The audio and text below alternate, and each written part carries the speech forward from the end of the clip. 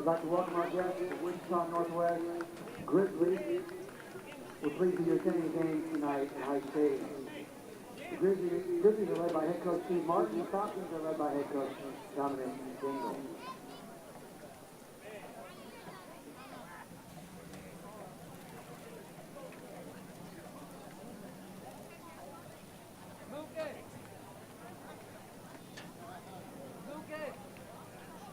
Ladies and gentlemen, at this time, we ask you all rise, remove cover as we celebrate our great nation with our national anthem. Tonight's color guard is featured by Cadet Lieutenant Colonel Jacob Berry, Cadet Second Lieutenant Quincy MacArthur, Cadet Airman Angel Kincaid, Cadet Airman Jonah Beck.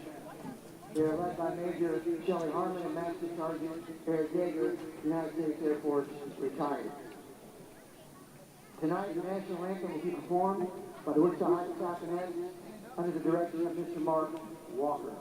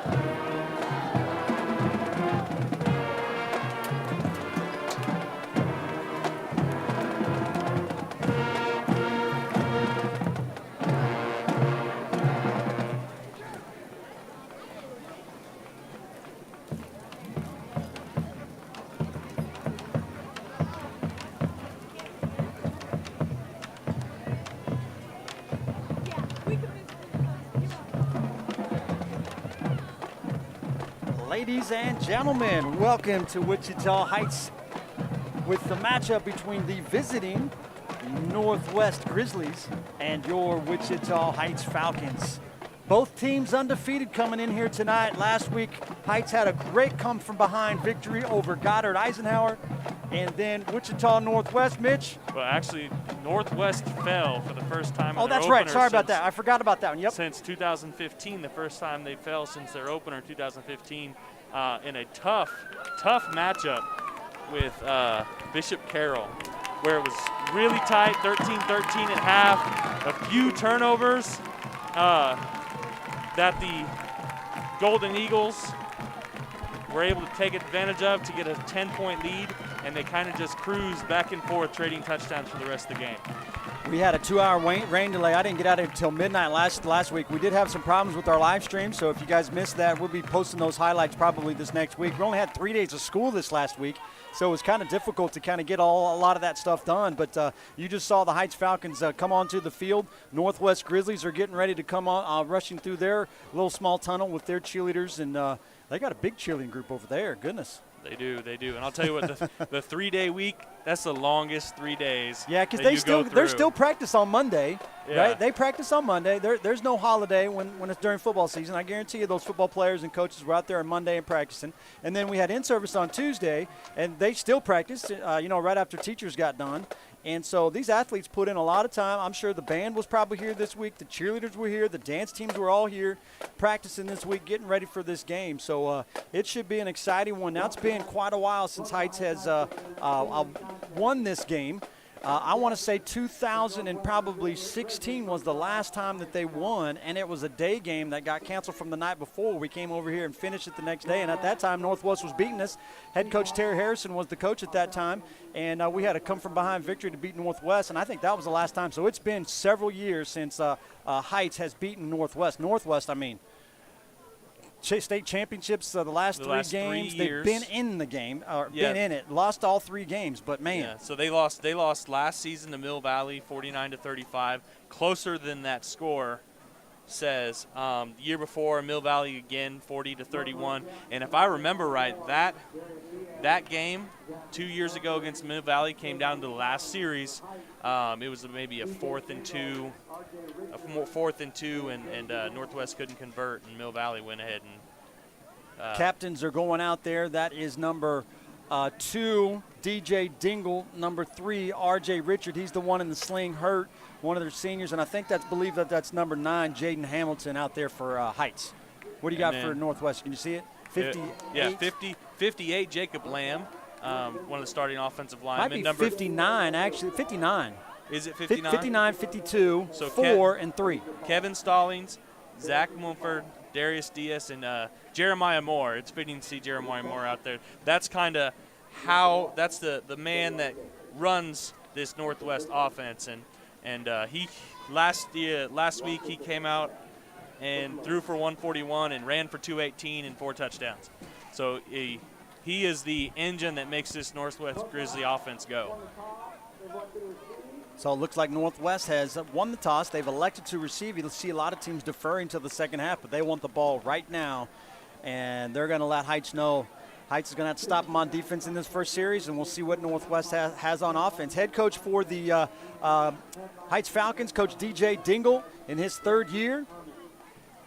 And this is Coach Martin. Man, Coach Martin's been here for how long has he been here, Mitch? Coach Martin started his first season head coach was 2012. That was right after. Actually, Coach Martin used to coach with him here at Wichita Heights. He was a former assistant coach here under legendary coach here. Rick Wheeler was our coach for quite some time. Really turned this program around in 2009, 10, and 11 when we went to the state championships, and Coach Martin was a part of that staff, and we actually won it in 2010. I used to be a part of that staff, and it was a lot of fun, but I really enjoy now on Friday nights being up here with you, Mitch, and being here with all the guys. We got Dryland. Dryland is kind of switching up between our cameras. We got Aurelius on the wide camera. We got CJ working the scoreboard, so the virtual scoreboard down there, he'll be ready to go. And our tight view is Derek, and they're running all of our cameras, and so we're ready to roll here for the kickoff as Caden Clausen for the Falcons is going to be kicking it to the north, and not a lick of wind out there. Flags are not flying on the north end. And Michael Lopez Jr. back deep, number 2 for the Grizzlies. He was the leading receiver for them last week with 50 yards receiving and 4 touches. So let's see if Clausen can take the athletic Lopez Jr. out of the game or the play right now and kick that bad boy to the end zone.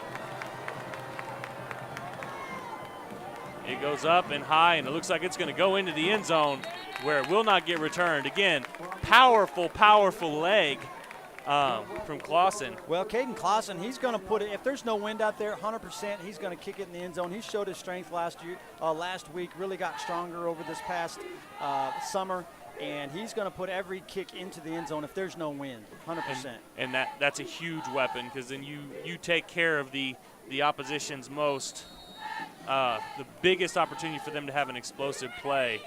All right, so it looks like you're going to have doubles to the field for Northwest, a little split back look.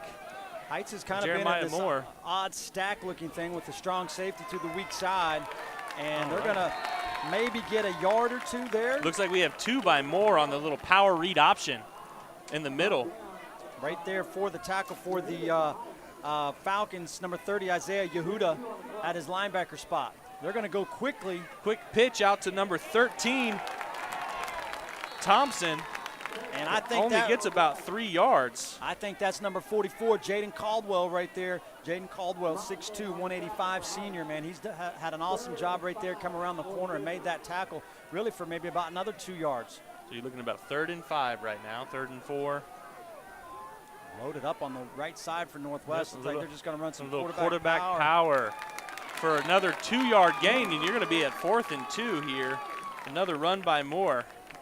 Coming up with the tackle, looks like maybe from his free safety spot, number 1, Adrian Patterson came all the way up there. Coach Martin not even thinking about it. Oh, he is. He's just going to go straight into the punt. And that last play was reminiscent of some single wing offense. Moore looked like a everything player. Gets a good punt, and that's down. At the 40-yard line. Wow, what a great start for the Heights Falcons on defense. You see a lot of their coaches are down there on the sideline giving them some love as they come off, and man, that's a good start for them. Let's see if Heights can turn it around. Offensive coordinator for the Heights Falcons new this year, Corby Millison, coming from Emporia, has kind of changed the offense a little bit. They're no more flex bone, more of a spread look. You'll see that right off here at the bat. You've got their quarterback number 2, DJ Dingle. He's the son of head coach. One of their star players is number 5, John Randall. He'll be standing right next to him in the backfield right there. And there looks like they're going to go about a three wide, maybe a 3 wide with a fullback slot right there. Number 4, Kel Millison, is the slot right there on the left-hand side. That's Corby Millison's son. Yeah, Northwest in a 3-4. Oh, and the ball is loose. Little speed option. Luckily, DJ got his own pitch. He had a little speed option to the left, to the field, and a little miscommunication, little pitch problem. I wasn't sure who they were trying to pitch off. Looks like they loaded everybody up and was blocking everybody. DJ probably should have just put his foot in the ground and got vertical on that one. And I do not think that Randall was looking for that pitch. Yeah, I know. I agree too. You see Coach Jarrett down there on the sideline. Not sure if you see him, but he'll be down there giving the plays from Coach Millison from the booth. And they're going to go a quick pass, quick out right there. Nice little out route to number 1, Adrian Patterson, and he's going to. And he is gobbled up by several Grizzlies. The first person to make contact would be Derek Robinson, and then number 52, Zach Morford, cleans him up and then just holds him up for all the other Grizzlies to come get him. DJ Dingle did a great job of getting that ball from the center and getting a quick release as Adrian Patterson gets out there for the about 3-yard gain right there on that pass. And that's something new that you haven't seen in a long time. But Heights is going to throw the ball around a little bit. And also probably, I bet you they're going to go John Randall here. It looks like a defensive end is offsides. Are they going to call it? Not going to call it? I do not think so. But you were right on with Randall. And coming up to make the tackle is number 56. You know, John Caden Ross, state champion wrestler, I believe. John Randall, 6 foot 175. He's not a big guy, but he is slimy. He gets in there and he can just make guys miss. He is a heck of an athlete. If he gets out in the open, he can turn on the speed, and a very dangerous athlete. Number 5 back there. So it brings up 1st and 10 for the Falcons right here at 45 on northwest side of the field now. All right, little bit of RPO option. That was a little RPO. Nice pass right there for DJ Dingle out to number 1, Adrian Patterson. He faked the read, and it was a little RPO, run pass option. For those of you guys that don't know, that's what that means. You might hear that a lot in the college game, really. Yes. That's a lot of the RPO stuff, but high schools are doing it now too. And they pick up 9 right there, 2nd and 9, with Adrian Patterson making a couple good moves right there to get 9. Well, and tackled and pushed out of bounds by a host of Grizzlies. They have amazing pursuit on defense, the Grizzlies do. Gonna go quarterback counter. DJ's gonna get caught in the backfield. And again, host of Grizzlies first stood up by number 30, DeMonzo Sandoval. They try to run maybe. It looked like it was straight quarterback counter and trying to fake off with John Randall to the play side, and Northwest read that all the way. Good read there by Coach Martin's defense. And the defense is coached by Mark Marinelli, I believe. Yes, Okay, assistant head coach. He was the head coach at, I believe it was Goddard Eisenhower for several years before he came over to Northwest to become the D coordinator 2 years ago. Ooh. And a little incompletion out to the right.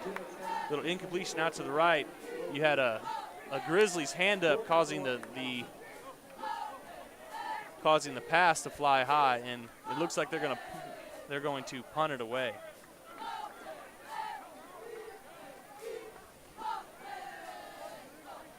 Looks like they're going to punt it away, and we do not have any. Oh, finally get some returners back.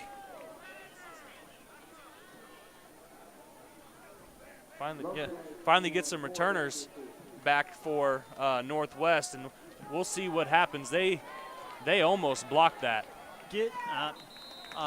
Looks like Caden Clausen was trying to put that down in the corner, but just a little bit too deep right there. So sorry about that. I went silent on you, Mitch. I saw my computer. It said no internet connection, and I'm like, oh gosh, are we still live? And I checked my phone, and it says we're still good to go. So must have just lost a Wi-Fi connection or something on my connection, but we're still good, guys. So okay, good. No rolling. I'm glad the audience at home could hear my favorite sound in the world, my own voice. There you go. So looks like Northwest is going to come back out, featuring a back and an H-back, and it looks like they're just going to do a little bit of a zone play. Jaden Caldwell, 44 for the Falcons right there for on the tackle. 8 yards Yep. for LJ Phillips, who's a beast. Going quickly. They're going quarterback ISO, go on the left side. They're just going to try to put their will on the Heights defense right there and just go quick and really run it up on them now. For another 8 yards for more. So, I mean, that's what Martin, and I've seen him in the past, he kind of wants to get a playoff every 5 seconds, which can be dangerous.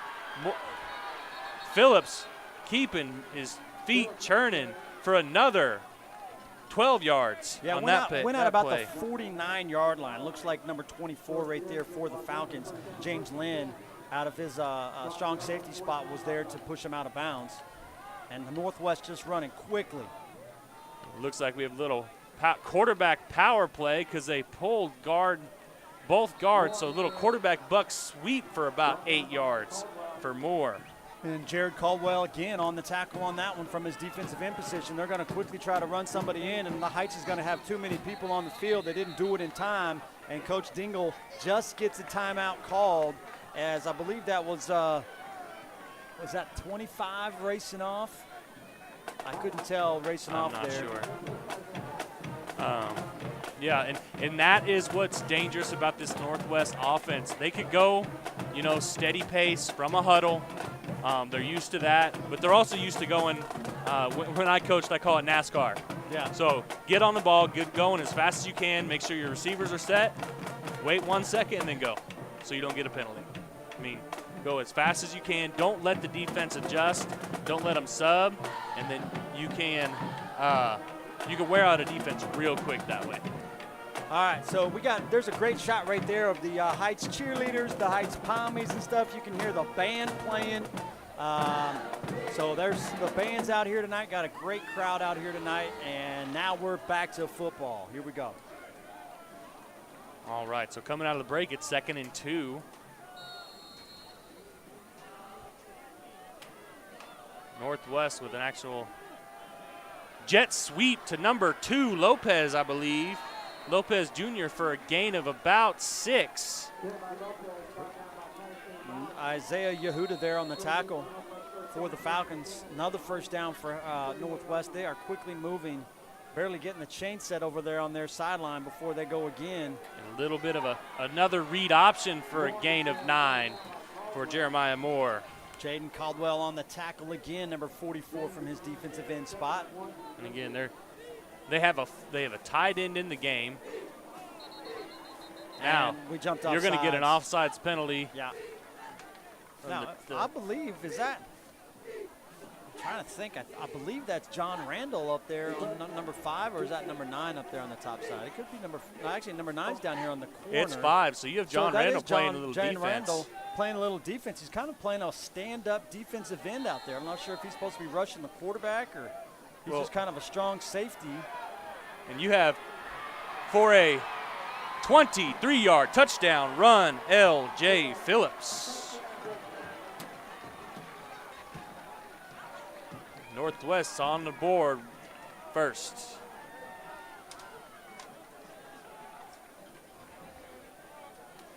So number 45 for the Grizzlies going to go ahead and kick the field goal, and that's Braden Souter, 5'11 junior, puts it up and puts it through. And that's good, making it 7-2-0. 6:33 left in the first quarter. Northwest over Heights.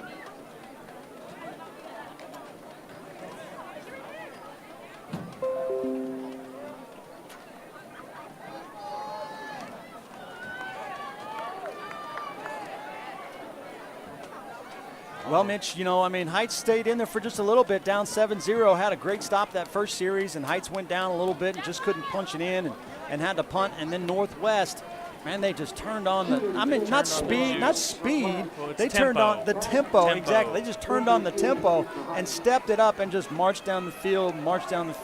All of a sudden, 23-yard touchdown run. And again, that's what they do very dangerously. I do remember seeing Coach Martin at a clinic one time say that he likes to get it anywhere from 3 to 6 seconds after they set that ball. Number 1 right there on the return, Adrian Patterson, about a 15-yard return right up the middle. And tackled by number 30, Sandoval, who's getting up with his hands up. Sometimes you do that to say, hey, I'm not doing anything, but it actually says you're doing something. Yeah. So it's always a fine line. I remember when I played offensive line, when I'd pancake somebody, I'd lay on them, put my hands up. That was not very smart of me. It looked really good on film. Yeah. But I think I got a couple holding calls for that one. Let's see what Heights can do here with, 6:24 remaining here in the first quarter. Need a really good drive right here. Take some time off and keep Northwest offense off the field. Northwest is going to throw it up right here. There's Chase Harris right there, attempted for number 19, Chase Harris. Just a little bit too high over the pass. Again, he was surrounded by Grizzlies there. I think DJ was having a little more faith in his receiver to go up and get it. Well, Chase Harris is a really good receiver. He had a great touchdown last week. Long touchdown. The go-ahead actually touchdown there in the fourth quarter was Chase Harris that scored that pass last week. So it was. I was fortunate enough to go home. That's right. I want to thank you for that. I actually was able to go to sleep before that was done. John Randall for about 3, picking up nice hard run right there, lowers his shoulder and gets about 3 or 4 right there. You got to get John Randall at least 1 or 2 touches about every time they're out on the field. You know, you don't want to, as a defense, you're going to say John Randall's not going to beat us, but as an offense, you got to give him the ball. You have to feed the beast because he's also one of those running backs where he needs to get in a rhythm. Yep. To really run effectively. On that tackle was Zach Morford, one of the captains for Northwest. And Morford again just zooming in, good instincts. Could be taunting right there. I mean, he got up kind of waving his hands, almost looked down on Randall right there. I don't like to see that. Just get up and go back and celebrate with your team. But referees didn't think it was that, but it was close. I think one of the black hat there told him, hey, calm down a little bit. Yeah, calm down. Heights is going to have to punt this, on their own 40-yard line here with about 4th and 7, 4th and 6 maybe. And you know what? I love the energy. I love excitement. That's what makes football football, but there is a fine line between being a football player and getting a little too into it. So back to get the punt, and Garcia takes the fair catch at the 22-yard line. Michael Lopez. Caden Clausen with the high punt right there to get it going. I can't believe I messed up on his name. Michael Lopez was one of my quarterbacks in high school. Yeah.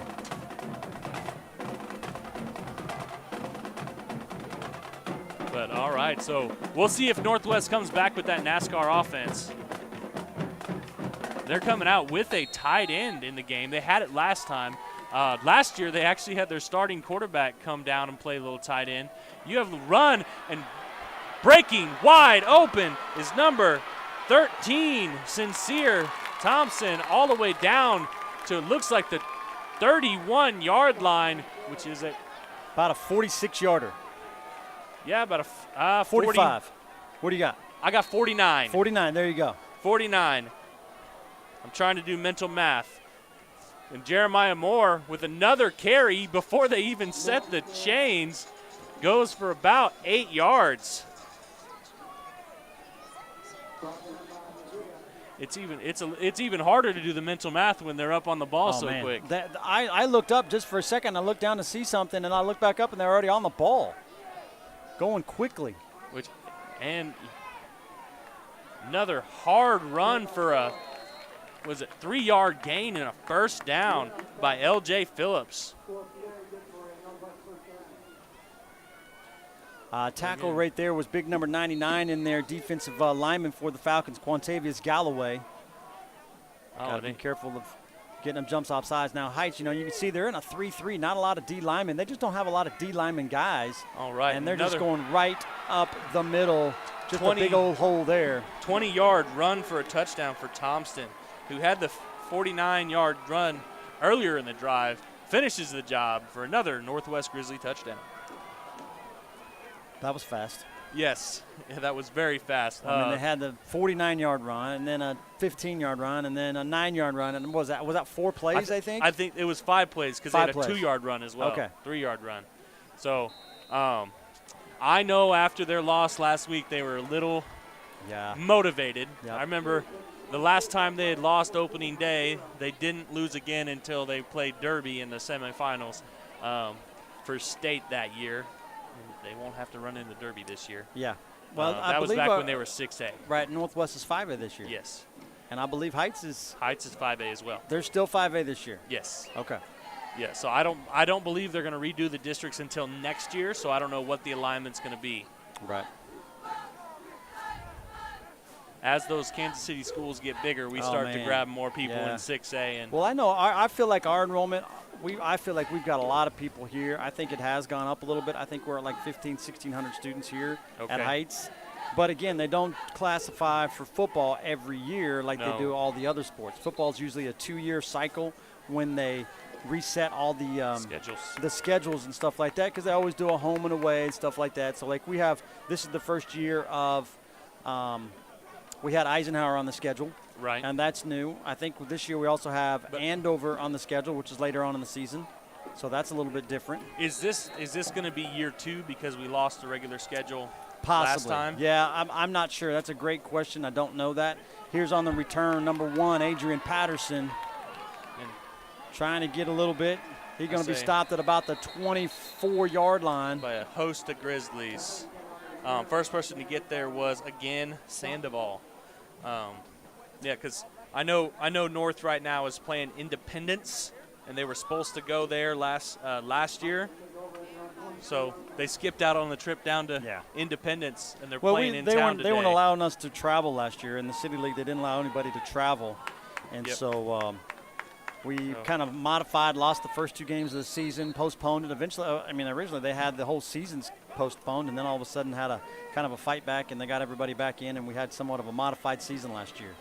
Here's Heights' DJ Dingle handing it off to There's a good John move right there by Randall. John Randall. Makes the first guy miss, lowers his shoulder. Going to pick up about 8 for John Randall, bringing up about 2nd and 2 from the 31-yard line right and there. Tackle made by Jeremiah Harrison. He earned that tackle because Randall lowered his shoulder and Well, you saw it right there on that run. Great example of him, of being a little slimy and a little slippery, but then he can be powerful even though he's 175 pounds.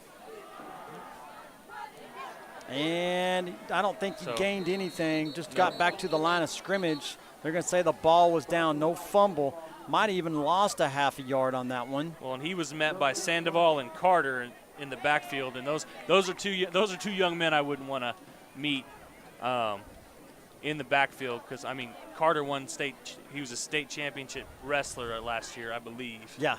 So you want to talk about someone who can tackle. Going to go a little quarterback sweep to the outside. DJ gets tackled from behind. From behind by Darius Diaz, one of the captains for the Grizzlies, with an impressive stop. I didn't see on where he third came down. from. I think he came from this backside and chased it all the way down from the backside. And where was he lined up? Actually, he's he's a middle he's a linebacker. So he shot the gap really good right there. We have our computer going so we can actually see the live stream, and the live stream is a little bit delayed for us, and we're actually seeing the play, and then we can look down on the screen and cheat a little bit by watching our live stream, which is a little bit of a delay. Which is it's good. It's like an instant replay for us. It is kind of an instant replay, but it is going to bring up about 4th and 6 after that 8-yard run by John Randall on first down. Heights loses 2 or 3 yards, and now we run out of time. We're going to have a delay of game here. And they're going to push us back 5 more yards. Now, Heights usually likes to kick away from returners, but Northwest, they've got 2 returners back. Two dangerous returners. You have Michael Lopez, and you have their quarterback, Jeremiah Moore. And like I said, Jeremiah Moore, that is the engine that runs this offense for the Grizzlies. And they don't seem like they're even going for the punt. They're going to call a fair catch and tell everyone to get away.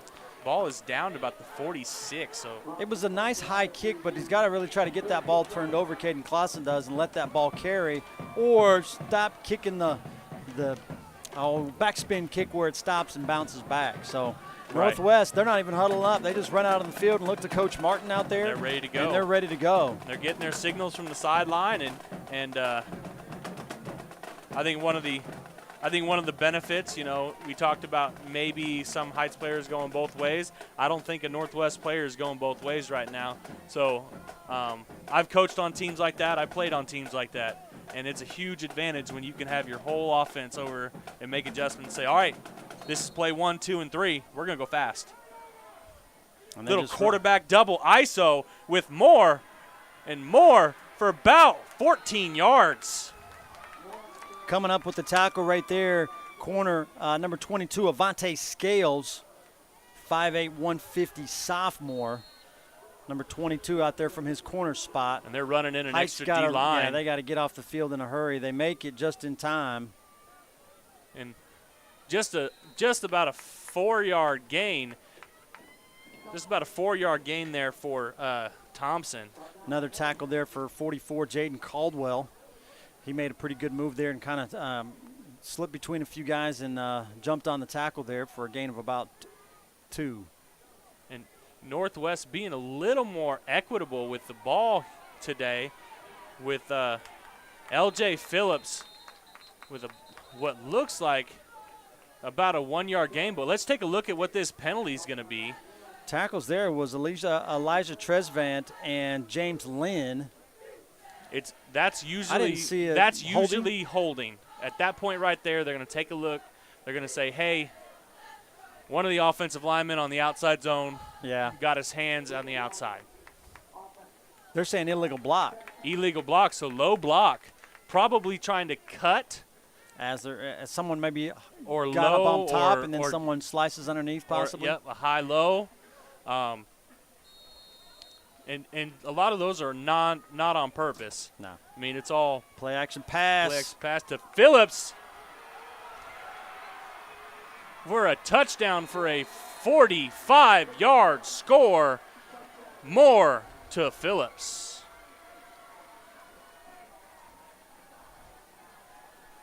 And that is Moore's first passing touchdown of the year. Moore did he comes out of the left slot on the left-hand side and just kind of goes to the opposite side of the field, and the free safety's over there, but runs behind the free safety, and the corner on the or the receiver on the opposite side does a great job of blocking downfield to let him get into the end zone. And they set that up. That was the first pass of the game for Northwest. Right. So they've been running that. They've been running that zone. They've been running the RPO. They've been doing all those little deceptions, and now they do just a quick flash fake play action, pop it in between the zone to your athlete, and then they get going. There it is. And with about, what are we at, 27 seconds remaining here in the first quarter, Northwest jumps out to a 21-0 lead.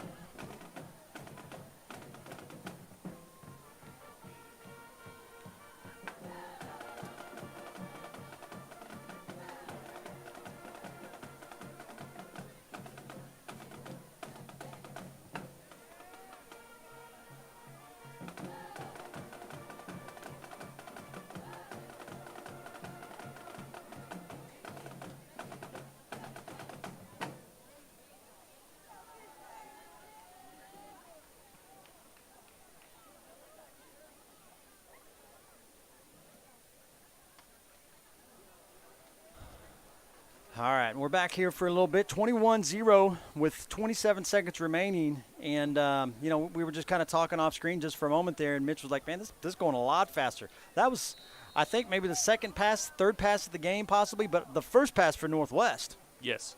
Yeah, and they just set that thing up, did perfectly on that last play. Well, yeah, first time he threw the ball, and they're going to do a little pooch kick to number 9, who makes a man miss. Right there, that was Jaden Hamilton, senior. He kind of had the right idea. Should have just kept going forward and tried to instead going backward. Might have lost 3 or 4 yards right there. And Dontrell Harris on the tackle, running down there, finally cleaning it up. So, again, little pooch kick there. Try to get it to one of the upbacks who's not as explosive. Going away from Randall and going away from Patterson. Because one thing they want to do is they don't want to give Heights a boost. He lost 5 yards. He was all the way up to the 30, actually 4 yards. He was all the way up to the 31, and then now they're going to start all the way back there on the 26-yard line. So, quick little slant right there to Chase Harris.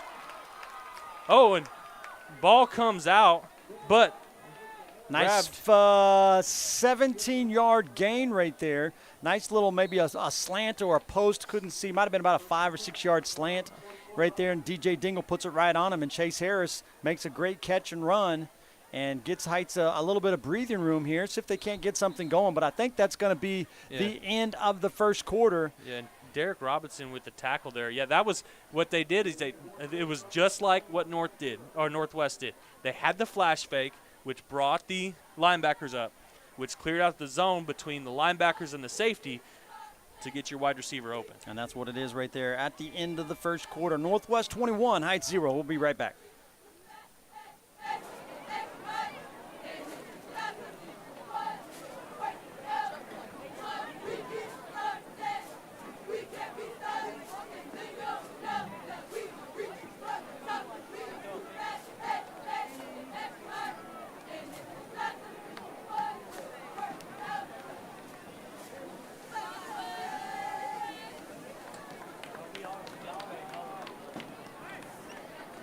All right, so they switch sides now. Northwest going to the south. Again, no wind, just like it was last week. There was no wind, but we always had a threat of storms coming in, and that's exactly what happened last week. This week, beautiful, muggy night.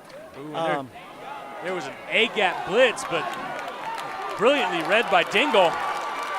And DJ gets, man, he's going to pick up about 13 yards on that. I think he just decided to pull that right away because that guy came in and lit John Randall up. And good read there by DJ Dingle. Well, that was a good A-gap blitz by Morpher. He timed up the snap perfectly. Now, that was the linebacker in there. Yes. Okay. Yes.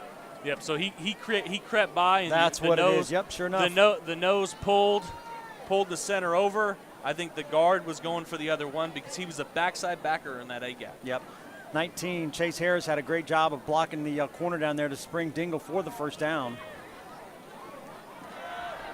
Oh, DJ did a pretty good job of trying to get that away, just a little bit behind Adrian Patterson out there on the inside route. Outside receiver ran a fade, inside receiver ran about a 5-yard out, and DJ Dingle just tried to put it on him a little too quickly and got a little bit behind him and hit him in the backside. Couldn't make that grab. Bringing up 2nd and 10 for the Falcons here on the 44-yard line. DJ Dingle getting the play from Coach Jarrett out, signaling it in, looking still over there a little bit at him. 2 A-back blitzers. Oh, yeah, double A-gap blitz, and DJ pulls again. And he runs to the outside, gain of about, what are they going to give him here? About 4 yards, 3 yards, all up to the 40. It's going to be about 3rd and 7. Oh, and that's Marinelli playing some games and trying to mess up with the reads. And Marinelli over there on the sideline getting his defense together, trying to regroup and say, hey, this is a key 3rd down for us. So Northwest calls timeout. Yep. And that is their first timeout of the half. CJ, is that their first timeout of the half? All right. CJ's running our scoreboard down there, so you'll see the little timeout thing pop up and takes away, that's those little dashes underneath the names. And so we got timeout there for Northwest. And we got another little picture of, how about we show some cheerleaders and pommies down there, camera guys. Yeah, there they are. Cheer is kind of in the middle with the big poms, and the dancers are in the kind of all black tanks and the pants. The dancers will be out there at halftime, and the cheerleaders they just keep cheering the whole game. That's it. I'm looking forward to the dance squad. I hear they have a really good coach. Yeah, thanks for the plug, man. That's also my other job, one of my other jobs here, not only live streaming this, but I do the dancing. I don't coach anything, Mitch. I just sponsor them, right? I'm just supervising them. Let's go back to some football. Big down right here for the Falcons. DJ Dingle with a 3rd and 7. And they're going to run a backwards pass to John Randall. Little swing pass held up by number 22, Jacob King, and then cleaned up by Zach Morfer, I believe. Man, they lose about almost 10 yards on that play. And that would have been a backwards lateral because he did throw it backwards. So no matter what would have happened on that's not an incomplete pass. That would have been a fumble. And it looks like Caden Clausen's going to come out, and he's going to have kicking about the 48-yard line. So what Heights was hoping there was to get outside of that outside linebacker they had there, but he was apexed on the tight end, number 22, Jacob King. Yeah, he made a great play right there. We had the slot receiver trying to block him and just couldn't do it. Caden Clausen with the kick all the way down. They call a fair – I thought they called a fair catch. No, he does not. That is more. That's the quarterback with about a 25-yard return. Almost puts it right back to the line of scrimmage. Net punt of about 2 yards. Yep, that's about it. But I mean that young man is what drives this Northwest engine. I thought I might have saw a hand, but maybe it was just he was kind of running up there and the hand kind of waved a little bit to the side. Or moving his blockers, saying, "Hey, I've got this. Right. You need to go." As long as it doesn't come up over the shoulder, okay, then that's the rule. It's got to come over the shoulder. Yes, sir. Okay. It's a little power read option for Moore, who breaks a tackle, and he looks like he's going to go 20, 15, 10, down to the 3-yard line for a, 60-yard gain. And let's see, there on the tackle, number 20, Caleb Roper, and also is that 19? I think that's Chase Harris over there. I can't tell if that's 19 or 13. He kind of gets up a little slow. So is that 13? Yeah, that's 13 coming off. And, yeah, and it was 13. He got up a little slow. He wanted to go play, and the officials were like, "Yeah, we saw that, man." Elijah Tresvant. CJ, am I saying that right? Elijah? Okay. And Northwest is ready to go as soon as the officials let them. They're making sure that Tresvant gets off the field, and they're going to go right away. And you have a right up the middle for another touchdown. 5-yard touchdown for L.J. Phillips. In that long run, I said power read option because they pulled 2 guards the way the Did you see it on there? Went. Yeah. Yeah. Yeah. You can always tell, like right here, we're on our live stream. We get to watch the play that just happened, so we're going to see if it's an ISO or whatever. But getting ready to kick the extra point. Yeah, and that touchdown. Oh, and it is good. That touchdown run was actually just an inside zone play because you saw the H-back come back and block the backside end. You had offensive linemen doing inside zone footwork and just doubling and up. So I appreciate a good inside zone or ISO. Years and years of being an offensive lineman and of coaching offensive line, I appreciate a good offensive line scheme. So 28-0 with 10:21 left of the second quarter. Northwest going to kick it away. And while we have a little bit of a downtime, I got to give love to the Hog Mollies up front. 58, Jacob Lamb. 59, Kayvon Stallings. 72, James Gilbertson. 73, Nathan Davis. And 74, Alex Herrera are the five up front for the Grizzlies. And I just I always got to give them love because I never get to see them. Well, I never get to say it over the live stream that they carry the ball. Right. And they never get touchdowns. Help me get Heights guys next time, and we'll do Heights starting offensive lineman next time when we get the ball here. Looks like we're going to get an opportunity to return it. And one guy fumbles it, the next guy gets it. Adrian Patterson, number 1. And he's going to get it out to about the 25-yard line. Tackled by number 22, Jacob King. I think he had his hand a little high there for a little bit, but he did not grasp the face mask. I think it just kind of slid off. All right, let me see what I can see. Well, 65. So 65, 70. 56 71, is another one. 60, 65, 70, 71, 56. Yeah, so do you want me to go and say them? Go ahead them? and say them, yeah. Okay, so 56, George Hervey, and 65, Uzziah Harris. Yep. Zachariah Horing. Yep. Victor Nadal, and Jordan Okun. Chase Harris with a great catch and spin. It was a nice little slant over here to the short side of the field to Heights sideline, and what a great play right there. It was kind of a high pass, and Chase Harris brought it down, almost fumbled it, made a few guys miss, and picked up a few more for a gain of about 20 on that play. All right, and again, he's always scored it out of bounds, so I'm not going to give a tackle to anybody. Yeah. Because he made a heck of a play there. Athletic, jumped up, snagged the ball, and then made somebody miss. 2 people miss. Heights has got 3 up top, 1 down here. Trips got a gap blitzing, going to give it to John. Nope. DJ keeps it. Keeps it running through. And, again, he's just bouncing off of Northwest defenders to gain 3 yards on that play. A little extra right there with number, I believe it's 60. Did you get 60? Alonzo. He's just Alonzo Cabral. He was after it right there. He's just blocking to the whistle.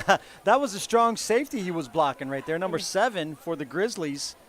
Again, he's just number 7, Derek Robinson. Yeah, he's just blocking to the whistle. It was fun to watch though. They were getting after it a little bit and having a little fun right there. A little zone read right there. DJ tries to keep it. Just happens a little slow. They've just got to be more precise with that read and go a lot faster. And what Marinelli's doing on the other side, what he's doing with his 3-4 defense, you typically bring 1 every time and you try to make the offense guess. He's bringing 3 or 4. Yeah. And that's why you're starting to get some quick passes to hit, but it also messes up your reads. Mm-hmm. So that's the dangerous part of the 3-4. You don't know where it's coming from, and he could send all 4 if he wanted to. When we say 3-4, you can see it looks like 5D linemen, but those guys standing on the ends are really linebackers. And so now they're just coming up on the edge, and they're going to go a backwards pass right there. And another 5-yard loss as Dingle gets it out to John Randall. Almost hit him in the face with that helmet-to-helmet there, but they didn't call it. Going to bring up 4th and about 16 on that one. Yeah, and that was Sandoval, but then cleaned up by number 27, Ben Heidelbrick. I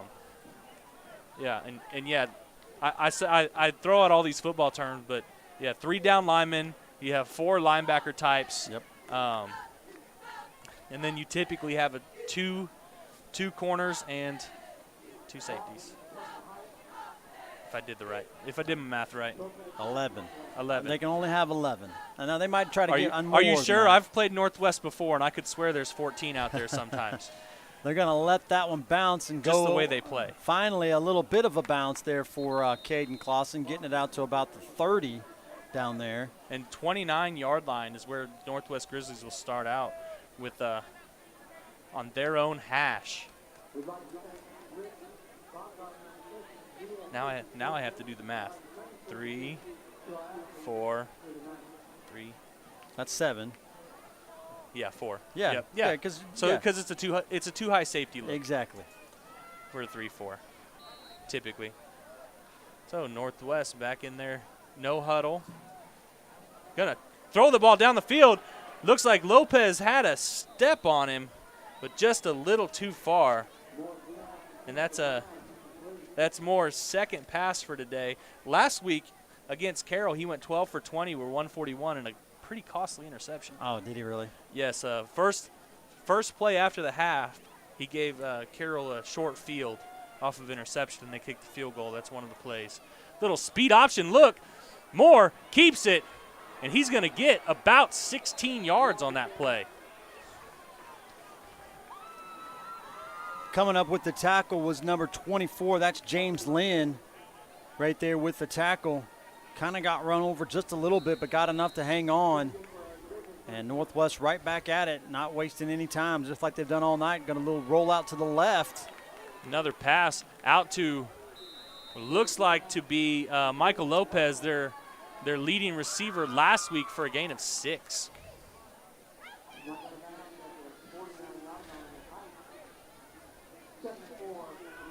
Nice little quick out right there. They got to make sure that they you heard one of the Heights coaches down there, hurry up, let's get set, because Northwest is just going in a hurry. And a little just outside zone play handoff for another 4 yards for L.J. Phillips. Jaden Caldwell the first to be there, as well as number 92. Is that 92? Might be. I don't know, I'm not sure if that was 92 or not. Don't have a 92 on my roster, so. So Moore with another run. He just dragging Falcons down for a 22-yard gain there for a first down. Eliza Tresvant, number 13, and number 4. That's Kel Millison there to kind of finish him up. And Northwest again getting set and going before they even get the chains. And that's a 16-yard gain there for Thompson. James Lynn and number 22, Avante Scales right there on that tackle. I mean, just that gives nobody a chance at all. I mean, there Coach Dingle decides I got to give my guys a rest because Northwest is just going and quickly as they can. I mean, you can see that the speed is really the pace is really affecting Heights in their defense, and Heights is just getting tired, can't make plays. Had a good first stop that first series, and after that they haven't really been able to stop them. Right. With a 28-0 lead here with about 6:11 remaining. We'll be back in just a few minutes.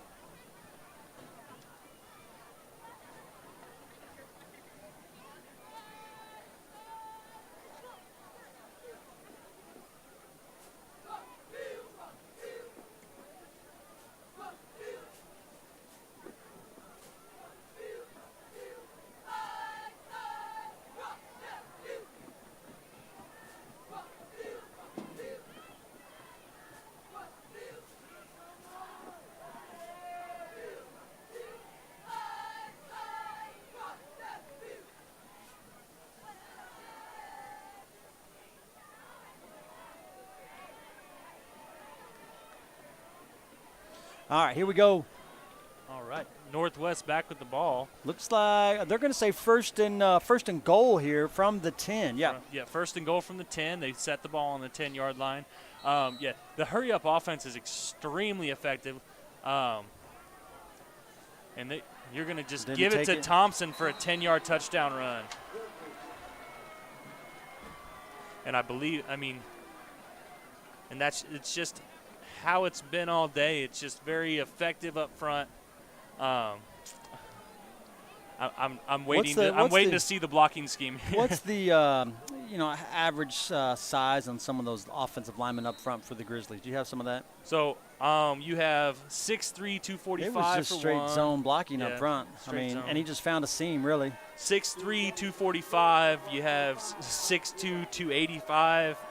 6'4", 255. 6 foot, 240, and 6'1", 280. So they're not small individuals. No. You look at one of the Heights defensive linemen. Heights speed. Jaden Caldwell, 6'2", 185. Number 99, Quantavious Galloway, 6 foot, 220. Those are some of the bigger guys right there. I'm trying to think who else is on the line right there. Number 90. Oh, that's 99. That's Quintavious. One of their guys is not here this week. Latham McCoy is not on the sideline this week, not playing today, and so I'm sure they're missing him as well. Yeah, and it's and I know just from my experience that Northwest has the size, but they also they're very well coached up front. Very disciplined.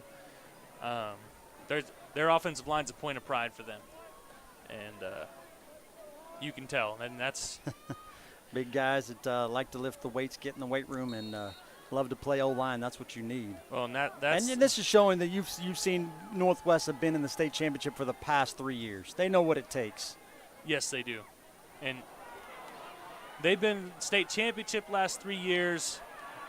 Coach Martin's worst season was 5-5. That was Lafayette, Washington, right there with the return number 12. Getting it out, made a pretty good little run there.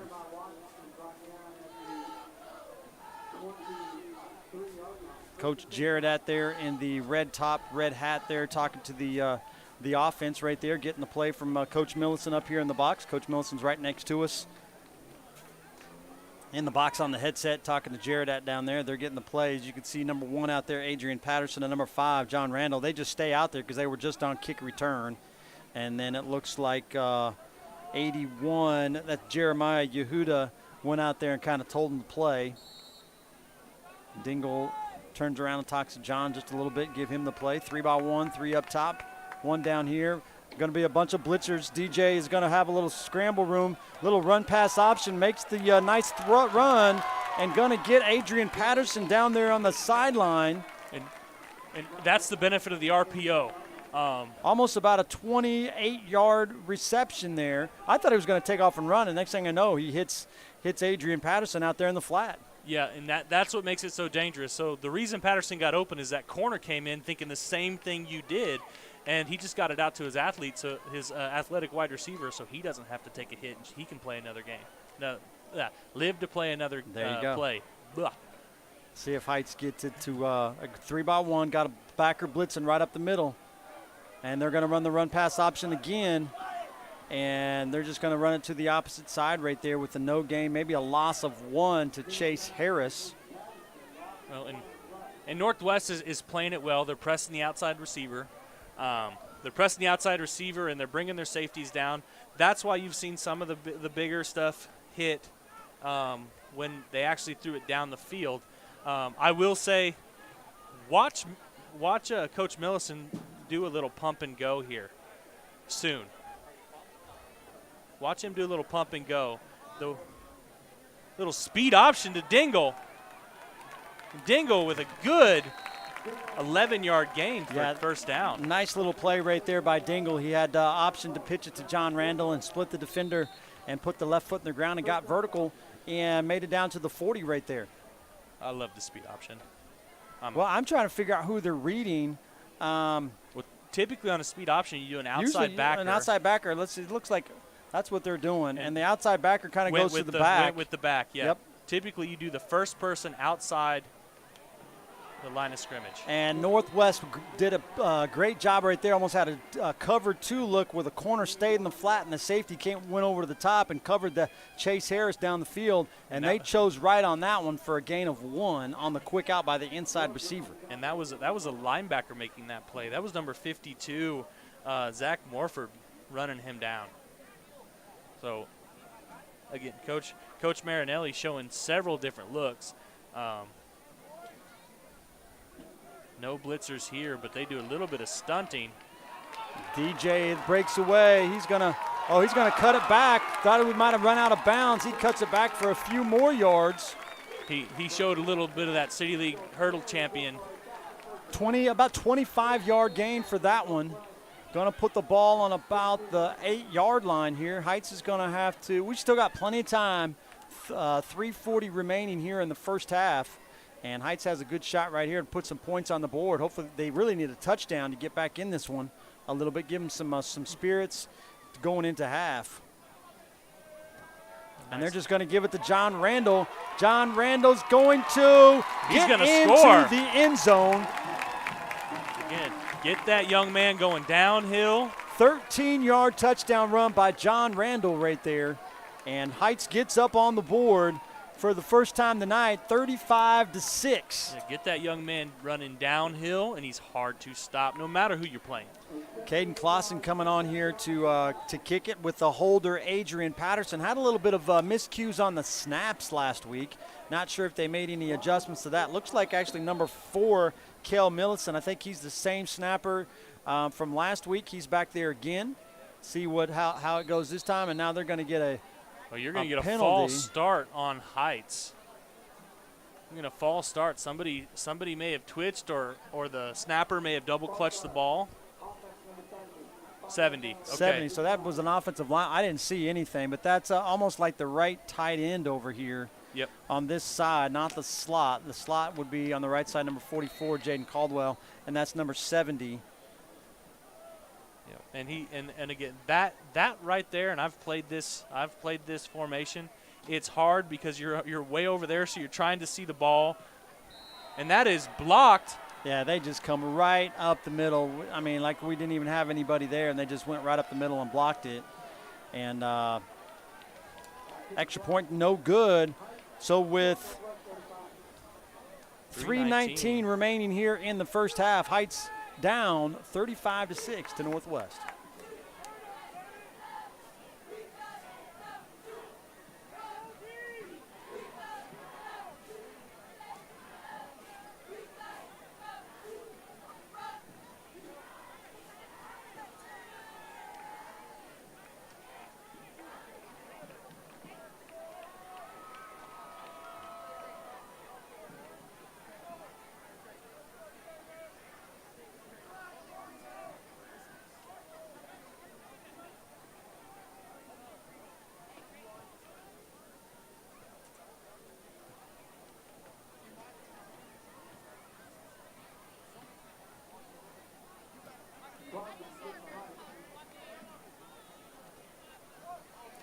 All right, here we go. See if Caden Clausen, again, no win, should be able to get this into the zone and get a touchback. He's been showing that he can get that done with no wind. Looks like Michael Lopez back deep for the Grizzlies.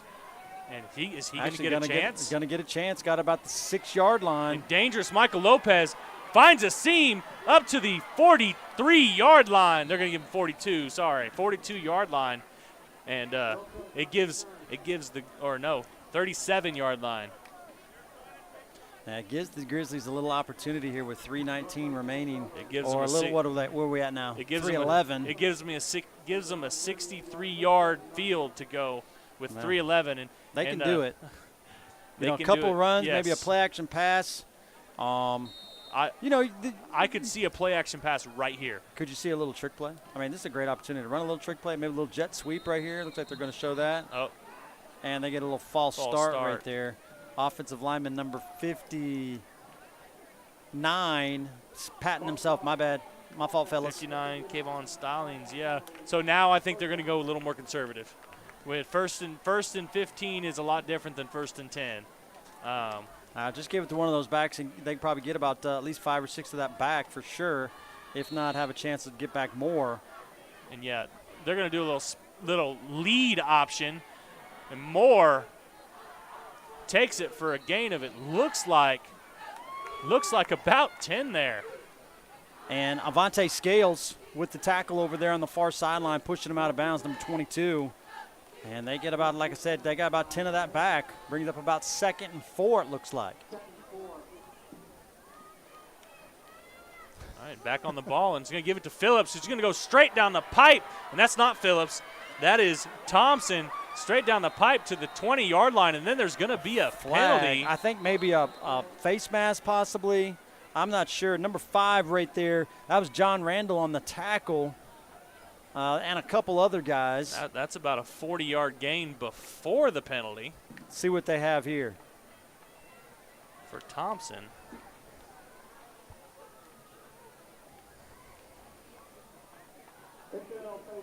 There it is, intentional face mask. That's kind of what I was thinking. I didn't see it, but it could have been John Randall, number 5. Could have been number 22 was Avante Scales. Wasn't exactly sure who got that one, but those are the 2 guys that were on the tackle. And it's an unintentional face mask, which if you're a fan of college and pro football, you don't see that there because they don't have that anymore.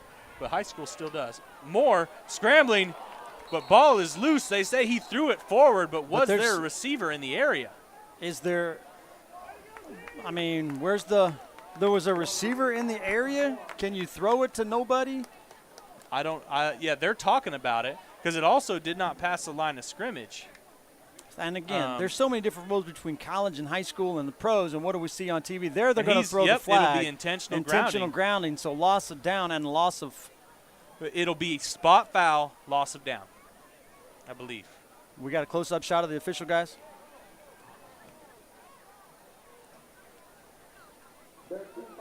Two fouls.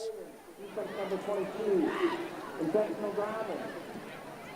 Offense. Those fouls offset. You play first down. Okay, so I didn't. What was the first one? Holding on the defense. Okay, so a little holding on the defense. A little bit of pass interference. Okay, got it. Little offsetting penalties. Let's just go at it again. So it's 1st and 10 at the 17-yard line.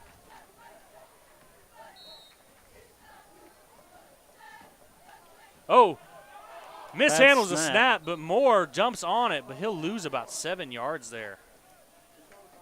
Just got a little bit to the left and couldn't handle it right there, and that's always the drawback of the shotgun. You just never know. But yes, and I'm an eye guy.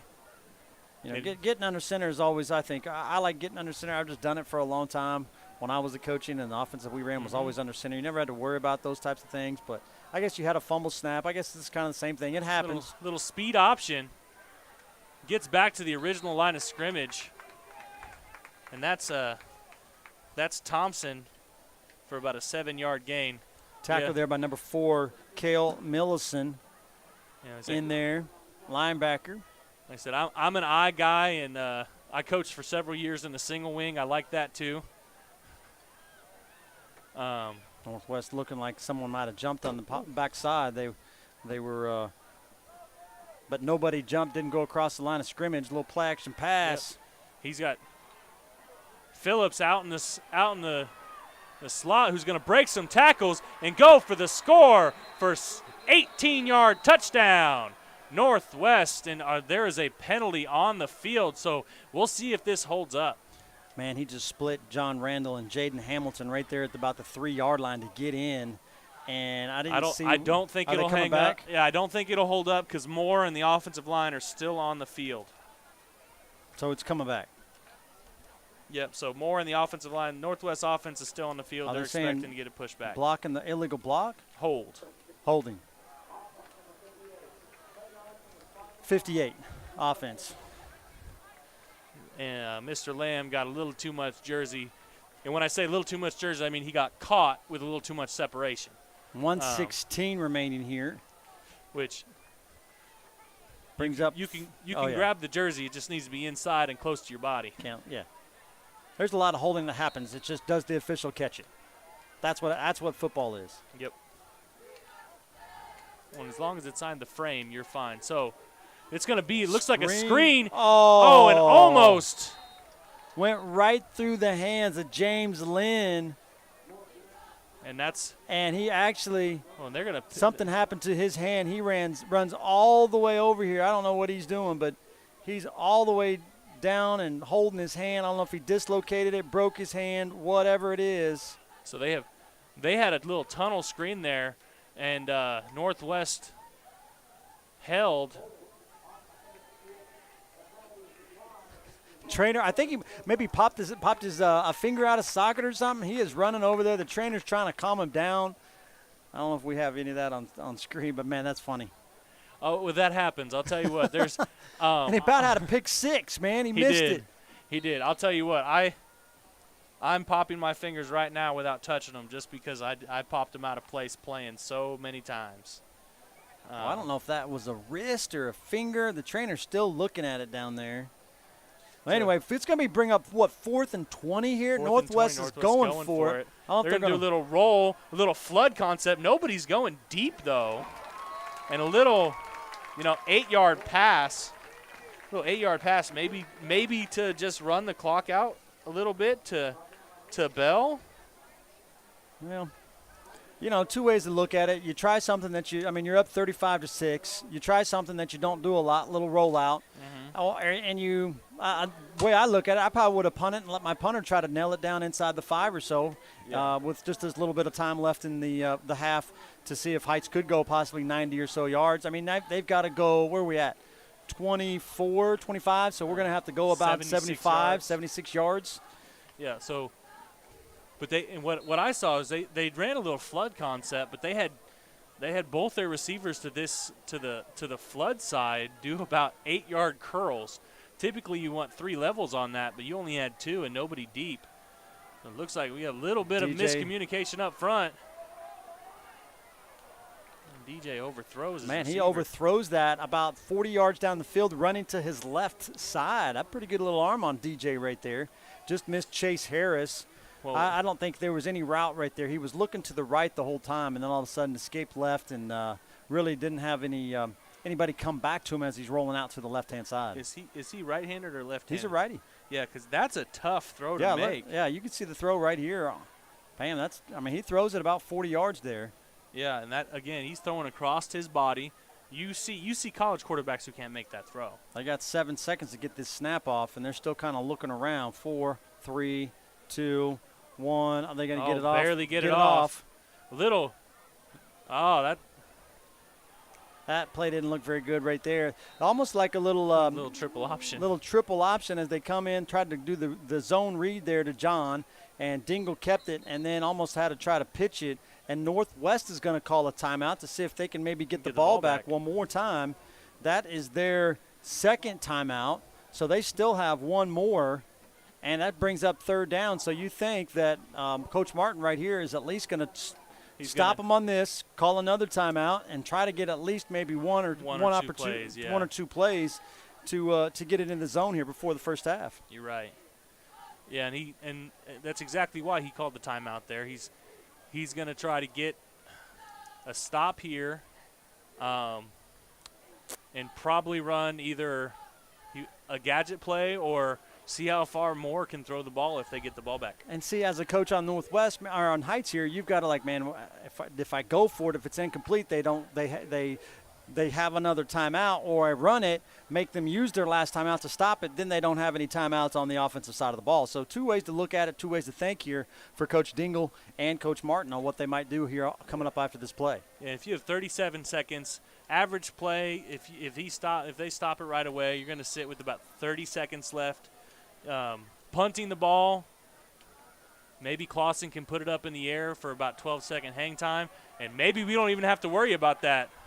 John Randall's going to be close. I think they're going to give him the first down. It's going to be real close here and see what they decide to do. So it looks like Martin. They're going to give him the first down. Man, Martin that's a good Martin spot. took a timeout. Or did Dingle take a timeout? No, they signal towards Northwest. Okay. Here's Heights calls their final timeout. Really? Okay. So Dingle called the timeout, or Coach Jaradak called the timeout down there, and to see if they could get something here. What do we got? 27 seconds remaining here in the first half, and yeah, 27 seconds left. We'll see what Heights can dial up. Now it's all on them. There's Coach Dingle coming back right there. I think that was Coach Reed also was there. Is that Coach Reed down there? He's not. He's off of crutches this week. Good for him. I wonder if he brought him. I might use him later. Oh, man. You hurt your knee. You stepped in a hole in your yard, huh? Oh yeah, ankle. I have a husky, and he apparently every once in a while he wants to dig a new hole. There you go. I'm not walking him enough. That's what it is. Look for a little screen, middle screen. The John Randall, he's got some blocking room. And he Is it going to be enough to get it? He's gone. And there you go. And brilliant play call by Heights. 65-yard touchdown pass for DJ Dingle, and he only had to throw it about 5 yards on the screen. Man, what a great call right there by Coach Millicent and Coach Jarrett and Coach Reed on the offensive side to call that screen play up. I mean, got to John Randall, had a couple offensive linemen in front of him. A great block right there. That's George Hervey, number 56, and number 65 there also is Uzziah Harris. Both those big guys were out front blocking for John Randall. What a great play. Well, I imagine you're going to start seeing more and more of those types of plays. The way that Northwest has been putting the pressure on, they brought everybody again. Yeah. So the way you stop that is screens and draws. Yeah. Screens and draws, screens and draws. And that big screen right there. You're right. We got sorry. two Yeah, they're going to go for two here. I did not see that. I was just kind of holding up to let you know that they were going. Usually we don't do a lot on the extra points, but they're going to go for two. Going to give it to John Randall. Going to get that extra point back from missing. John Randall picks up the 2-point conversion, and we get to 14. Yeah, feed the beast up front.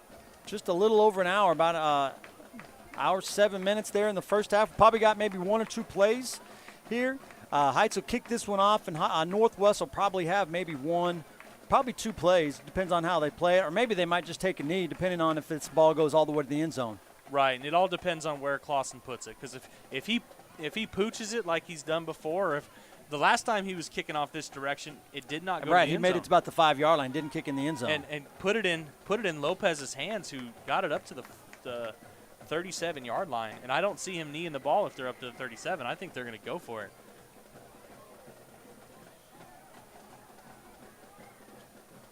John Randall came all after that touchdown. He came all the way back on the bench and sat down there. I don't know if he's ready to watch some film or he's just tired. That was a long run. Yeah. I feel number 65 down there. I've been in there. One of my favorite things to go block is a screen because I end up blocking some little guy. Yeah. But I'm also dead tired afterwards because I'm not used to running more than 5 yards a play. Here's Caden Clausen kicking. See if he can put this in the end zone this time. Missed it a little bit last time. Going to miss it again this time. I don't know if there's a breeze, but he's putting it about the same spot. And Lopez with the ball, and they get a good tackle. That's James Lynn. 22.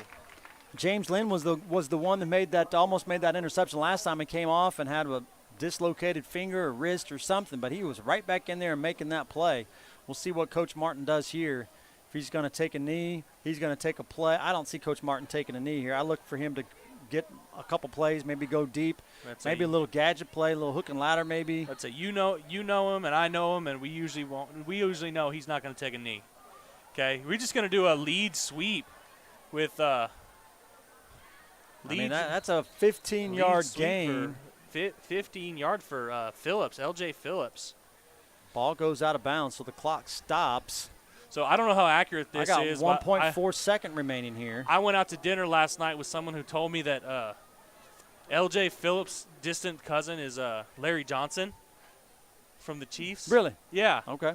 So it was our basketball coach whose son played with him on Little League. And yeah. So, inside zone coming downhill for another 12-yard gain for Thompson. And that's going to be halftime right there. Yep, that'll be half. And yeah, Martin didn't go for any big shots. He's just kind of padding the stats a little bit, hoping to break something big. But this has been exciting so far. Exciting half of football so far. And at the half, Northwest 35, your Heights Falcons 14.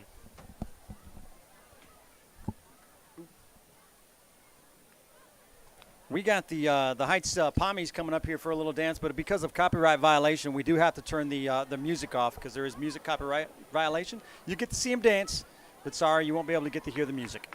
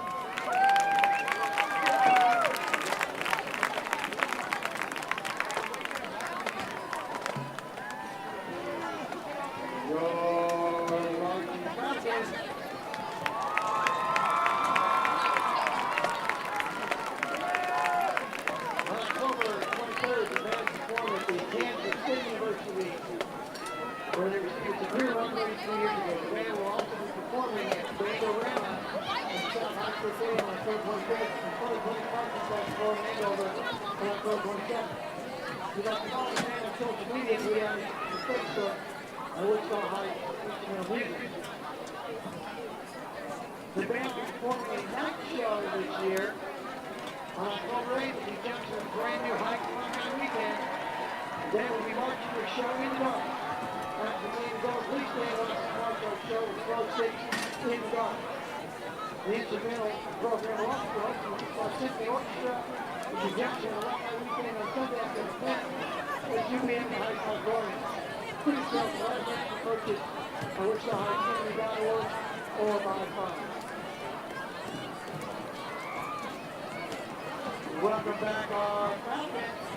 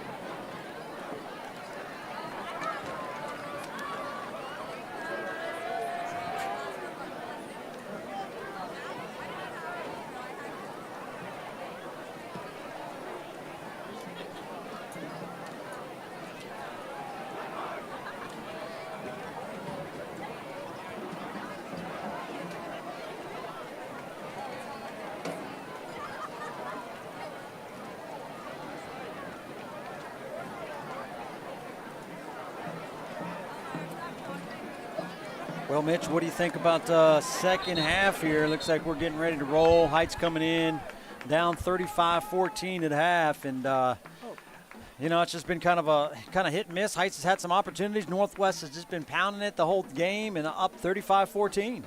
And I think we were talking about it at half. If Heights can continue to do what they did near the end of the half, just kind of slow this blitz down that Marinelli is dialing up for them. Screens, draws, little simple, straightforward plays that you don't have to be as noticeable with the blitz. If they can get a few more positive looks to slow down that Grizzly defense and make them play more true, we got a ball game on our hands. Well, it looks like Northwest won the toss at the beginning of the game and elected to receive, so they're going to kick off here in the second half. And Heights looks like number 1, Adrian Patterson, and I believe that was number 12, Lafayette Washington back there, and also number 81 for the Falcons, Jeremiah Yehuda. Oh, it looks like they switched. Okay, they switched at the last. Switched that. I can't tell who is that. 21. No, that's a single digit. I think that's. Oh, that's 9. Okay, that's Adrian. That's Jaden Hamilton. Okay, so they did, and you have John Randall right in the middle. Try to take away that pooch kick if at all. You really want to probably try to kick it deep if you had to. Ball fell off the tee the first time. They reload it and kind of kick it opposite side. They're going to go to Adrian Patterson. Or Jaden Hamilton. Jaden Hamilton finds a seam. And don't get taken down by the kicker. Oh, he does. Tackle by Braden Souter with a good shoestring tackle. I mean, he did a good job right there, that kicker, of closing the gap and making sure that he didn't cut back on him. But Jaden Hamilton found the seam over the left-hand side and had a great return. He caught that at about the where does he catch that? At about the 10-yard line and gets it all the way back out to about the 40. So about almost a little over 50-yard return right there. Well, and I know he'll get a little bit of a jeering when it comes to film session. Can't get tackled by a kicker. You've heard that many times. But what a great return for him. Let's see if Heights can get this thing rolling right here. They're just going to turn around and give it to John Randall. Finds a little bit of a seam. Picks up about 8, 9 on that. And he's tackled by that middle linebacker, number 52, Zach Morford. So, again, straightforward, go at the defense. Don't let the blitz affect what you do very much. It seemed like you're right. When we've done, Heights has done a good job of getting some offensive plays in positive plays when they're actually going right at them instead of going side to side. And it does kind of look like they're going a little vanilla on defense for Northwest. They didn't blitz anybody there. I'm just trying to figure out what maybe if Heights has made any adjustments. I don't see anything. There were 2-by-1 right there, 2 backs. 3 backs if you call the quarterback. Quarterback is definitely a running threat for sure. Oh, big time. And well, and you look at, and again, I think Northwest is a little vanilla. They're going to try to see what Heights has dialed up, what they had all halftime to talk about. Quick pass out there to number 1, Adrian Patterson, breaking a few tackles. Going to be down at about the 7. Little key 2 bubble screen out there. He got swing pass out to the one receiver that didn't have somebody pressing him. Yeah, they had a press up on the corner, but then the safety was off, and that was Adrian Patterson. And DJ just got a quick little out route to him and made a great play out there and a good pickup. First and where are we at, 7, 8? First and goal for the Falcons just inside the 10-yard line. Yep, and you can kind of see what's going on here at the bottom with the trips. Giving it to John Randall, going to get stood up. He might have gained a yard. Looks like they're going to say didn't gain a yard at all. But, you know, with that key screen earlier, what they're doing is they're reading the press and figuring out which one has the best opportunity. Typically, it's the way Northwest is playing it, you have that outside linebacker apex on number 3. So that second receiver is going to be open, and it looks like they have the most explosive wide receiver at that second receiver.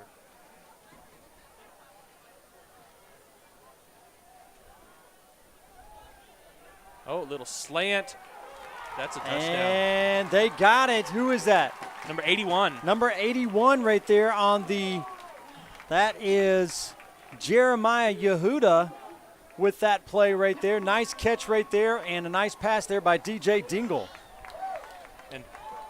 And Heights coming out with a big drive to close the gap a little bit. And you're going to have Clausen with the extra point.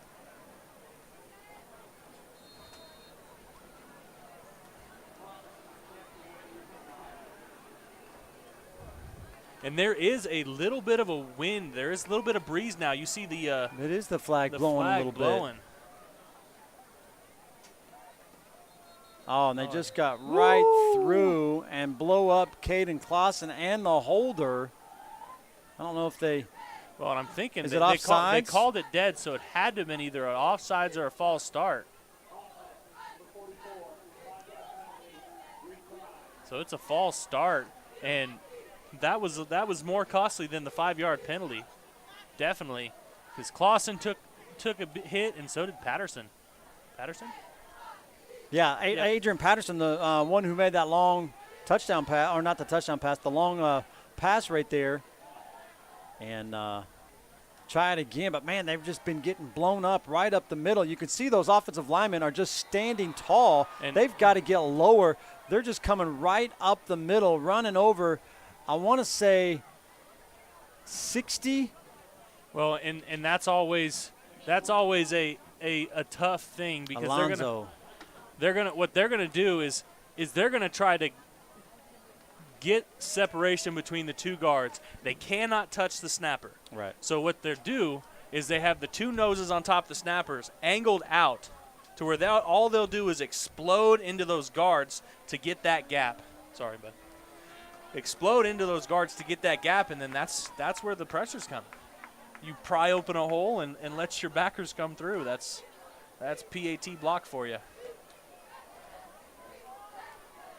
So, your score, man, 20-35. 15-point down. I mean, that was a great start there for the Falcons to get that return and take it all the way and get some points back. And now, I mean, Heights has got to make a stop here. It's been a while since Heights stopped them on defense, and besides the last end of that half, they didn't score. But Northwest has kind of had their way. Heights is going to have a stop here, get the ball back, and get another touchdown here early in this third quarter, and make a good play here on and into the wind. Yeah, Clausen puts it up in the air, and Lopez Jr. will take it out to the 29-yard line. Tackled by James Lynn, number 24.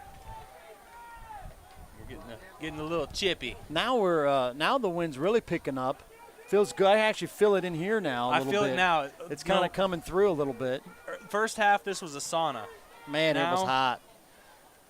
I told all the guys at halftime, get out of here, go get some air, get a break, because it was just steaming in here. And I went down to the cooler and got waters for everybody because I was just baking in here. But it feels pretty good now. The breeze a little bit coming from the same direction as Northwest is going on the field. And tackled there by Gangster of Falcons, led by number 44, Jaden Caldwell. And Phillips with a 5-yard gain for there. Going quickly, keeping the pace up as they reset the ball, and Northwest is right there. They're snapping it again. And Moore with the keeper. Going to dance around, get about 6 more yards before he's pushed back by a host of Falcons. Number 4 looks like Kel Millison out there on that far side from his linebacker spot. I need to look up on my phone what a group of Falcons called, because I want to say gaggle, but that's geese. Okay, group of Falcons. I don't know. Right up the middle, tackled there by number 30 for the Falcons. That's for a 7-yard gain, and that's Phillips. Yehuda. Again. He's back on the. He's back. They're back lined up. Isaiah Yehuda there trying to get off the field. I don't think they got off, but they didn't call a flag. Getting in there on the tackle, number 13, Elijah Tresvant still going. And Thompson just pushing the pile with his offensive lineman behind him. Right there as a defensive guy, all you really got to do is just kind of throw yourself on the ground. Hopefully he trips over you when you're doing that, because they had all those offensive linemen pushing and shoving. Just like the sled, man, just like the sled. Keeping up the pace again. Right back up the middle.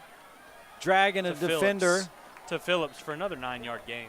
Tackled there, number 32, Dominique Galloway. First time we've called his name, I believe, this game. He had a interception return for touchdown last week. Dominique Galloway did.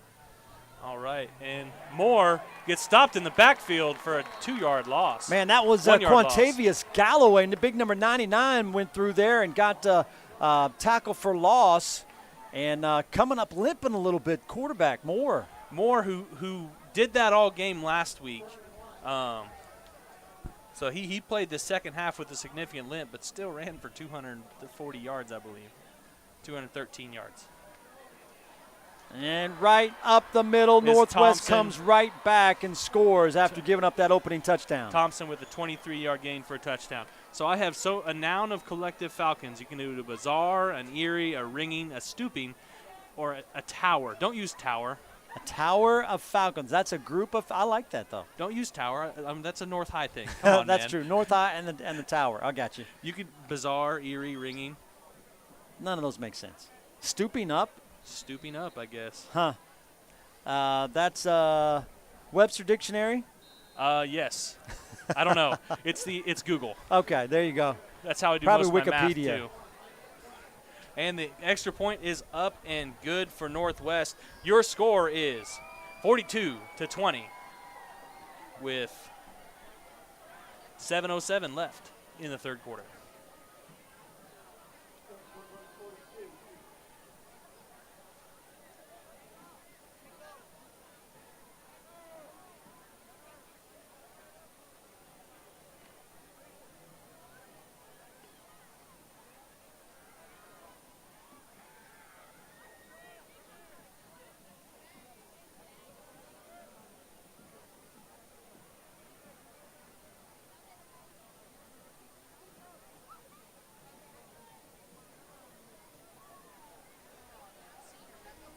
Well, Heights had a pretty good start there to the first half, and then Northwest, as soon as they got the ball, they went right down and scored as well. So keep this pace up, and we might have 80-40 at the end of this one. Well, and it would maybe look like a playoff game 2 years ago between them and between Northwest and Mays, where the score was 80-49. You remember that? Oh my gosh. Yeah. And Northwest came out on top. They did. Yeah. Yep. Going back, I believe that's Adrian Patterson, number 9, had the good return last time. He's just going to get tripped up, maybe about a 7-yard return there as he goes out about the 30. And Northwest heading into a little bit of a breeze now. And it looks like it's getting stronger and stronger. I don't think there's anything heading our way. With the weather, you mean? Right. No. It's just the wind's picking up.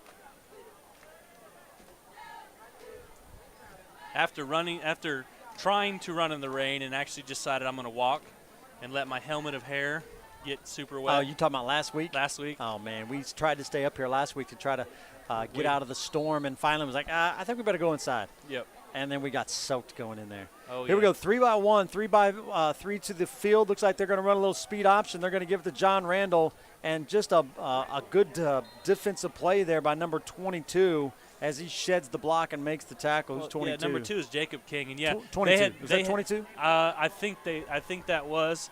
What they had is they had somebody for the quarterback and somebody for the running back. They pursued well. Both linebackers played disciplined ball. 22 went out, and I think it's number 4, Diaz, held that quarterback and caused him to pitch. DJ Dingle with a little bit of a scramble. He's going to get out away, going to pick up the first down. Goes down at about the 43-yard line.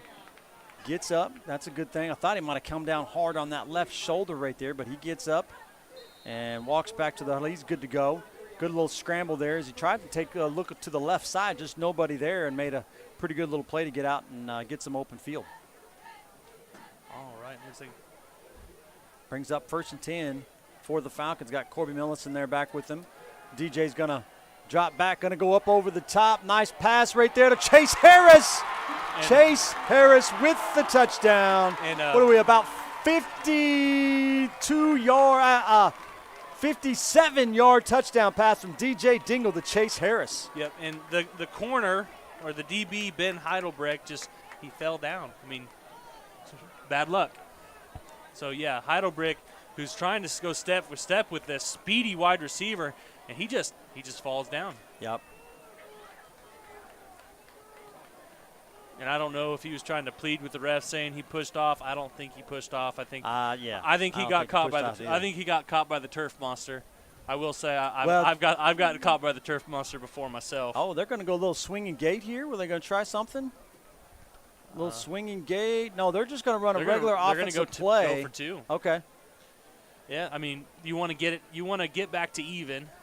That way you're not playing catch up in the fourth quarter. Probably John Randall down the hill, or maybe a jet sweep to the outside, and they're going to get false start. You're either going to be a false start or an offsides. What are we going to get? I don't know if anybody. False start. Number 60, offensive lineman, left a little early. Now it just makes things a little bit harder when you're going from 5 yards back, especially when you got to try to score 2. And it changes the play significantly because you can't run the jet sweep now. They know it's coming. And you saw that they knew it was coming already because they had good pursuit angle there. They're going to throw a little slant pattern and does not get to go. And it's hard also on that right there. You also have the opportunity of giving John Randall right up the middle on that. But when you scoot him back 5 yards, now you don't have that option. You've got to try something you don't feel comfortable with that. And they just go a little slant, and it comes up a little bit short. So 26-42 with 5:46. Man, a lot of points scored. We had three scores here. Nobody's playing any defense right now. Both offenses lights out here in the second half. Well, and I saw. I mean, Northwest they've stopped blitzing as much. They're playing a little more vanilla, a little more base, and Heights is taking advantage of it. They are. Heights has North next week here at Heights. It'll be. We will not be live streaming that game because it's North's home game, so it'll be North's. If you want to watch the live stream for that, you'll have to find the NFHS network. North High will be live streaming that. So we will not be live streaming that because it's not our home game. It'll be Heights will be on the opposite side. The crowds will be on the opposite side. So, and then Northwest. Who's Northwest got next week? Do you remember? I think Northwest has South next weekend. Okay. Yeah, I think Northwest has South next week. I always thought it would. So I coached for North, and we would have our home games at Heights, and I would always make the joke with Terry Harrison's like, "Hey, we're home. Can we have your locker room?" Yeah. He didn't think that was funny. So Lopez with the return up to the 25-yard line. Well, so what happens here at Heights, like you said, North has their home games here because there's no stadium. East sometimes has their home games here because there's no stadium. Typically they're at South. Typically. But every once in a while they've had a home game here. Mm-hmm. But most of the time it's North. We've got 2 weeks where there's no games here at all because of the new stadium at Southeast field. Yep. And I've yet to be down there to coach since it opened up. All right, and another 15-yard gain for Jeremiah Moore.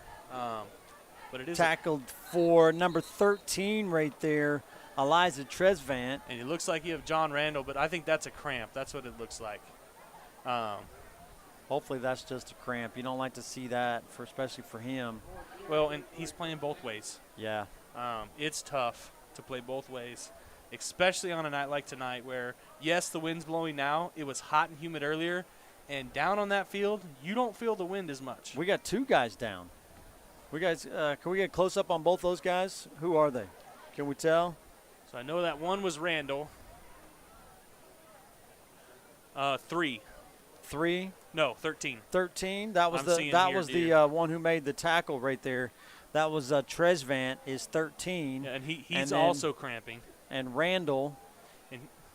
Yeah, he's also cramping. He stood up. He started cramping again and got back down. I feel you, brother, man. All right, so there's one shot, and then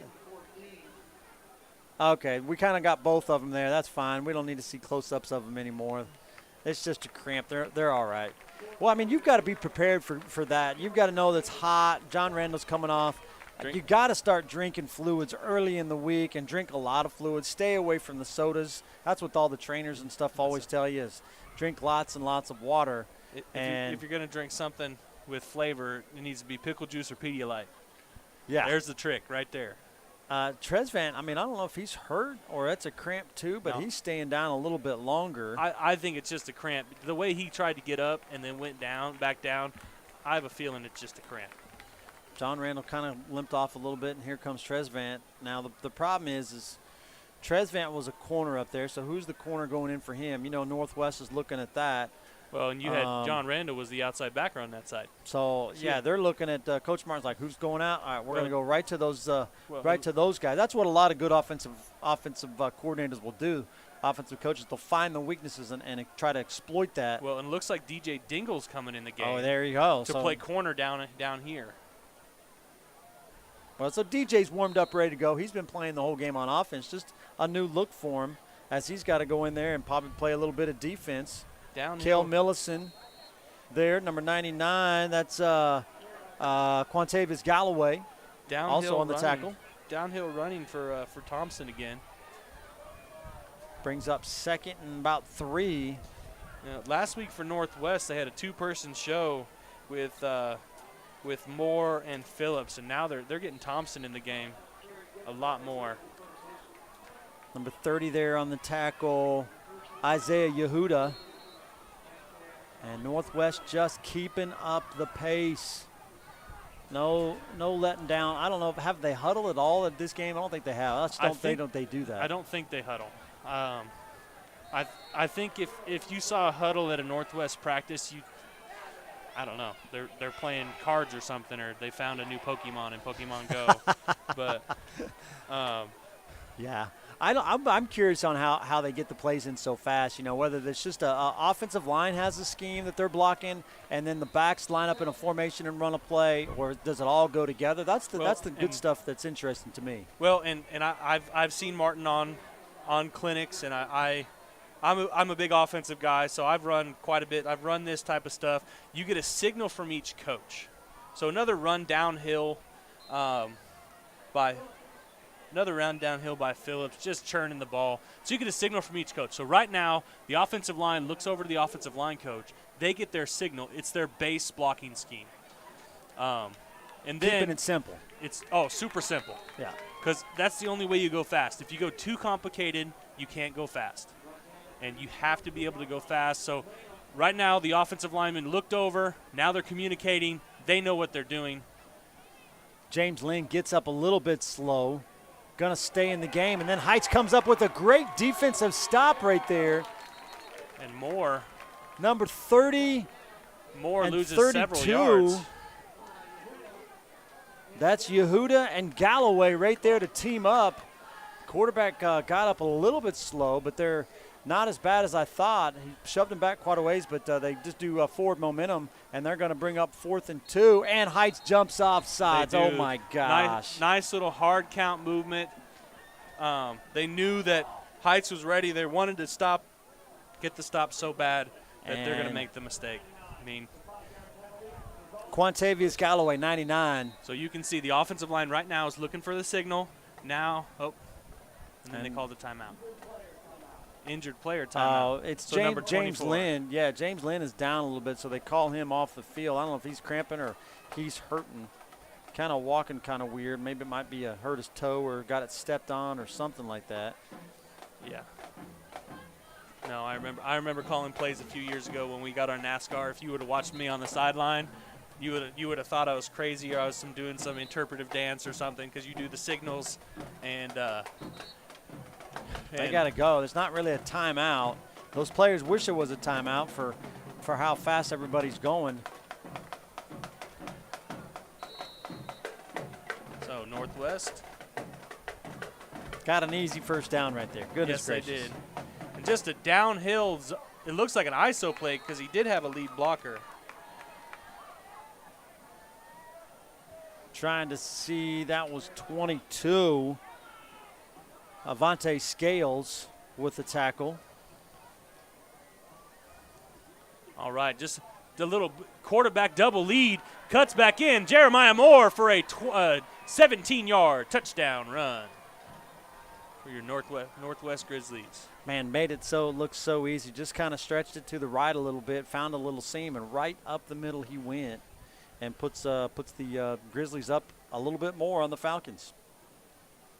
Well, Looking for that extra point with 2:35 remaining. Well, and he did a little downhill version of what you used to see Klein for K-State do. Yep. Really well. Remember that? Just kind of slide a little bit to the right, and all of a sudden, and then find your seam and go. And that is it right there. 49 now to 26. 2:35 remaining here in the third quarter. We'll be back in just a moment.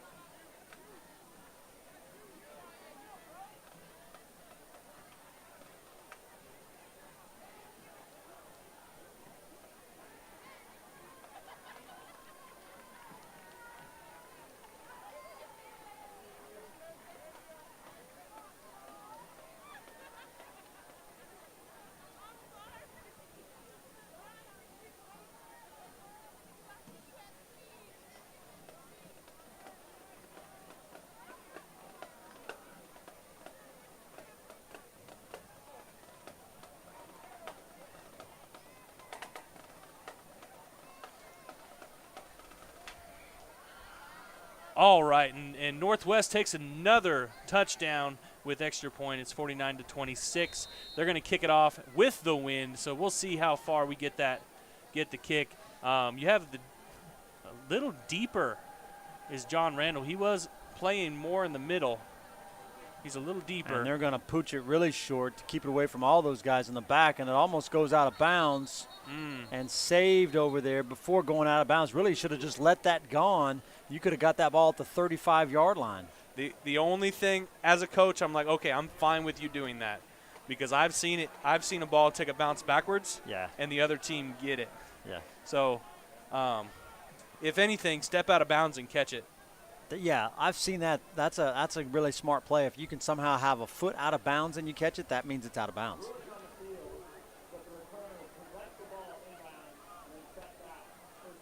So, yeah, he touched the ball inbounds and then stepped out. And if you were out of bounds somehow and had a foot out of bounds and would have caught it, then it would have been out of bounds. And then it would have been up to the 35. Been a 10-yard gain right there if you'd have just let it go or had that smart play in your pocket. All right. Gonna quick out right there, and it's way over the top. It looked like it came off a little sidearm. Yeah, Adrian Patterson, little high to Adrian right there. Stops the clock. Heights got to be careful here. You know, sometimes you throw the ball a little bit. You got to be careful of stopping the clock too much, and it just gives Northwest an opportunity to get more points since really Northwest, it's been hard for Heights to stop them. Yeah, so they're going to throw everything they have at Northwest this series to try to get back in the game because it's not unmanageable. Yeah, I agree. I think if they can get something here or early first quarter, get one back and maybe hold Northwest. There's a nice little play right there to Lafayette, Washington. A little play action pass to John Randall, and Washington just found a little dump, almost like a little slot dump right back in the middle where those linebackers vacated that spot. Yeah, and if I do a little quick math, they're down 23. Say your defense – really three scores. 3 scores, yeah. You you have to go to 2 on one of those probably. John Randall with the carry. And there you go right there. It goes. He's going to go. Got to turn around. I don't think anybody's going to catch John Randall. And John Randall goes for 58 yards on that one. And Coach Dingle did the math as well. He's going for 2. I see 2 fingers in the air. Got to stay in there and go for 2. Try not to jump off sides this time. I mean, they haven't been able to kick an extra point since early in the game, I don't think, because they've just been rushing it every time right up the middle. But John Randall makes a couple guys miss, and there's the slimy part of them. And great play right there for John Randall, and Washington is right there with them as they celebrate going into the end zone. Yeah, and like I said, if they go And really, that's 2. So if they get 2 more touchdowns with 2-point conversions and hold Northwest to no more points, they're leading by 1. Well, the crazy part right there is, man, Northwest had that double A-gap blitz right there, and John Randall just slips right between both of them and makes a little move and gets in there for 2 points. Wow, what a great play for John on the long run, and then to avoid a tackle for loss right there. So you're sitting at 49-34. I was just trying to think, hey, maybe, if Northwest gets another score, you probably see some subs coming in here. But, man, Heights keeps it close. I don't. Coach Martin's not going to give in too early. He's not going to get those other substitute guys out there because you guarantee that Coach Dingle and Coach Jared and Coach Millis and all the Heights Falcons, they're going to continue to fight and try to stay in there. Need to stop this series right here for Heights Falcons. And Martin's on the other hand saying, gosh, they're athletic. We've just got to have to go down and score. Yes. We've got 147 remaining, and man, this is a lot of points for. I'm looking back. I should have looked up all the stats this week for all the past scores, but it was just a crazy week. 3 days of school. Didn't have a lot of opportunity to look up the stats for this game, but Heights has not scored this many points against Northwest in quite some time. No, they haven't. And probably since that 2015 score when we beat them. Well, and this is coming and getting the ball is Lopez, who sees a seam and gets all the way down to the 41-yard line. And really the 34 points here would be an argument, hey, maybe my offense works. I'm okay with changing it from our traditional. Yeah, from the flex bone, is that what you mean? Flex bone, yep. yes. Yep. Heights has been flex bone, running the ball all over the place, and this has just given them a little bit of an opportunity. They've had a couple touchdown passes. Yes. With Chase Harris and Adrian Patterson, and I think blocking the back there. That's going to bring the ball way back. Where are they going? All the way back to the looks like all the 15. All the way back to the 15-yard line. So a break for the Falcons if they can capitalize. Need to stop. Pick six. Boy, that's a pick six would blow this game wide open. It would, because it would bring, if you get a 2-point conversion, it brings it within 1 score. So that's almost, man, when that quarterback really moves like that, it's almost trying to draw him off sides. I mean, so we have a speed option. There was an opportunity. Jaden Caldwell all the way to the outside from his defensive end makes a great play and chases that down. And L.J. Phillips with the pitch, which gets about 6 yards. And UC Northwest is still going straight to the ball, going to go ahead and snap it with 24 seconds left on the play clock. I just think they just try to get so many more offensive plays than the other team. They do. Try to keep the defense on the field. And that defense has had a lot of plays out there. And you always get a lot more tired on defense than you do on offense, I think. Yeah, because it's always reactive. So you're using different muscle systems when you're going backwards and forwards and backwards and forwards. Offense, you're going forwards most of the time. Inside zone, and he's going to go ahead and go for another 25 yards. L.J. Phillips downhill. Eliza Tresvant right there on the tackle. Heights still has 3 all timeouts remaining. They're just hoping for the third quarter as fast as they can. They're going to maybe get offsides, looks like. Well, it definitely wasn't delay a game. Looks like you're going to get a false start.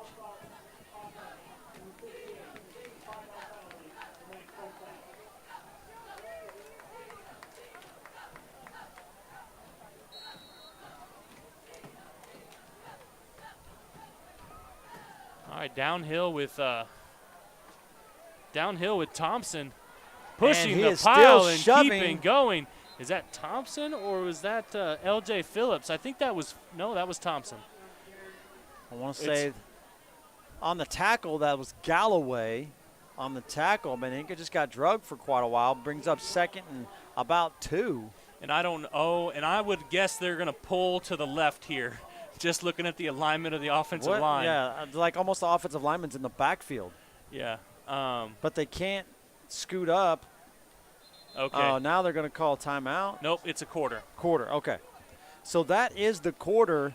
End of the first quarter, Heights 34, Northwest 49. Stick around, getting a little interesting. Oh, yeah.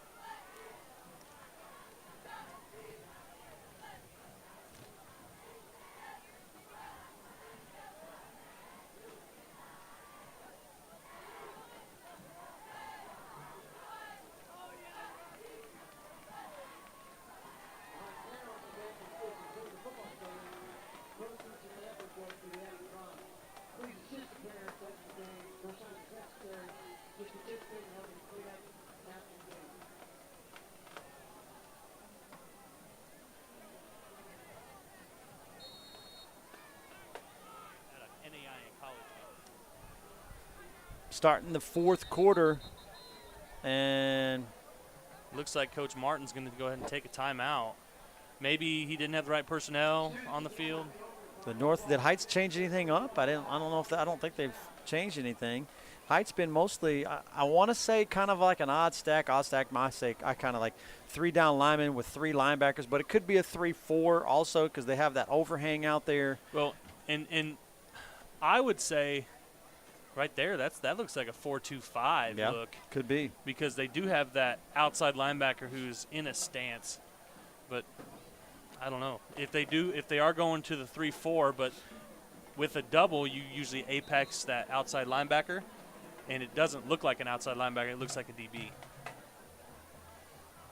So I don't know. Heights taking all the time that they can right there. Coach Dingle and his staff out there taking as much time as they possibly can. The referees kind of have to say, hey, guys, let's go. Well, Timeout's over. I don't blame them.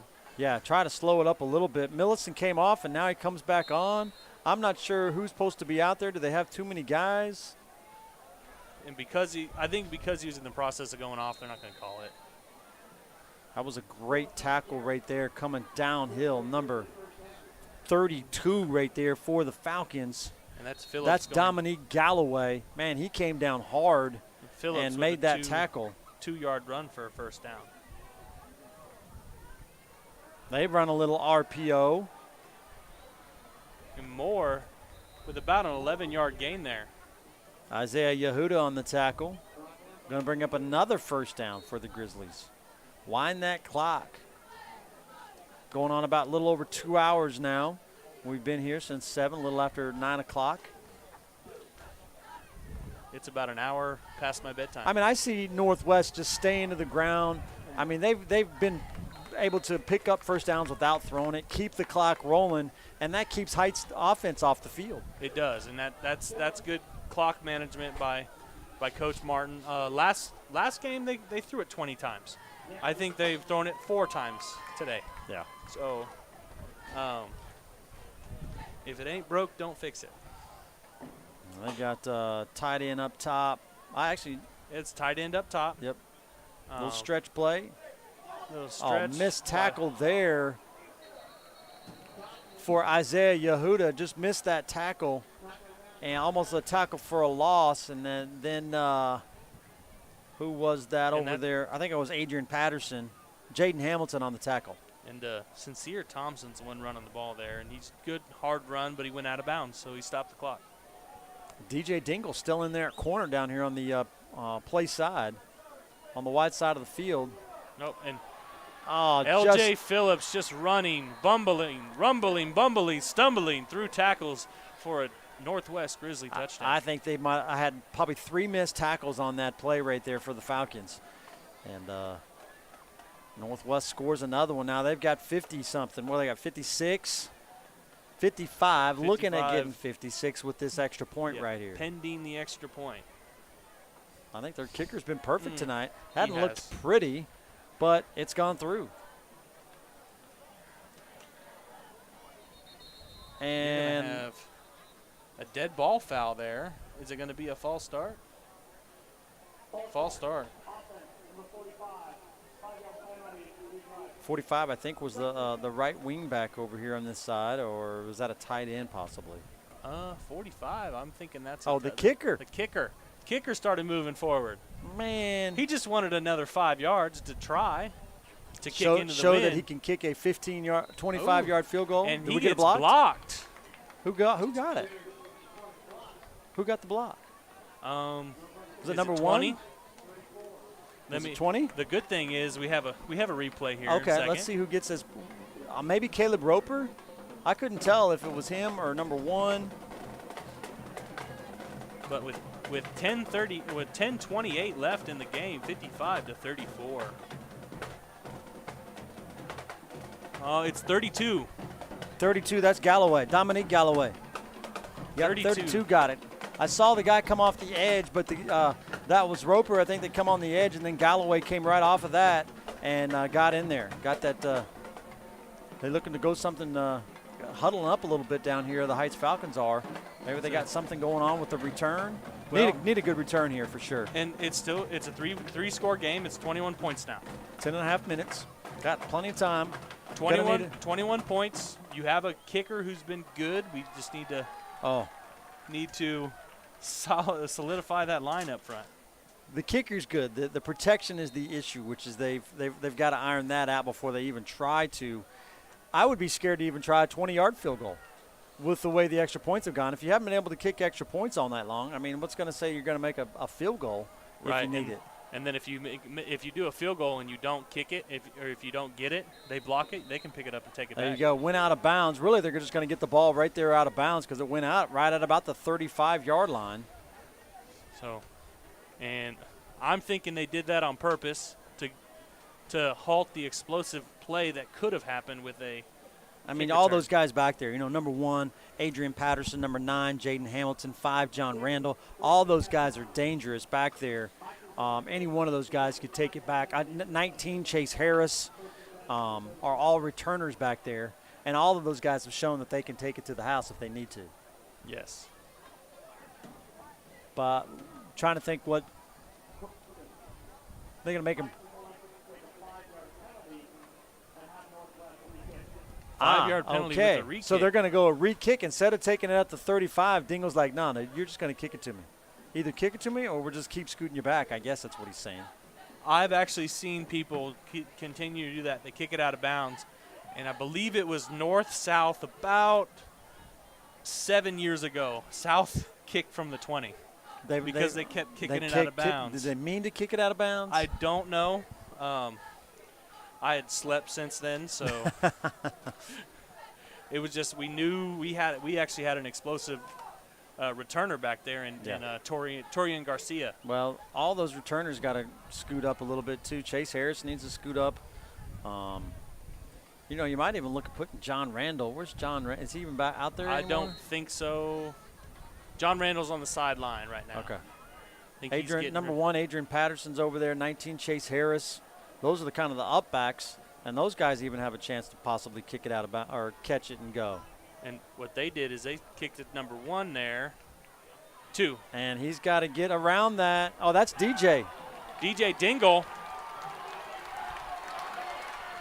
Oh, late hit out of bounds. They're going to get him. Late hit out of bounds. Another 15 added on to that. He was 2 or 3 yards out of bounds. He just ran out of bounds, and then, man, what a late hit. And here you go. You know what that does? That gives a jolt of energy to this sideline. You took out my quarterback. And you're right. That's DJ, the quarterback right there. And he got up kind of shaking a little bit. I think he's all right, but that was a hard hit. Because he was going out of bounds. Yeah, he was going out of bounds. It was the kicker. It was Sauter and Lopez Jr., and actually looking at the coaches, and I remember. So Lopez is the coach over there. One of the Lopez's coach, and he was a quarterback at Heights. He was a quarterback at Heights. He was a quarterback at Heights. I remembered him. Back in, I will probably say early 2000s. Yes, he graduated. He was early. He was an 04 grad. Okay. Because he played with my older brother. I never actually got to play with him, but he played with my older brother. He was at North and moved to Heights. Wonder what they're calling. 2 fouls on the play.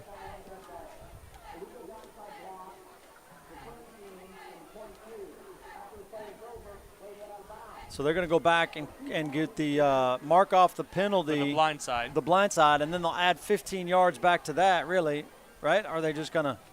Well, I don't know. I'd like to see them go 15 and 15. Well, then why do that? Just put it wherever they have the blind side block at. Right. I just like to see them run back and forth.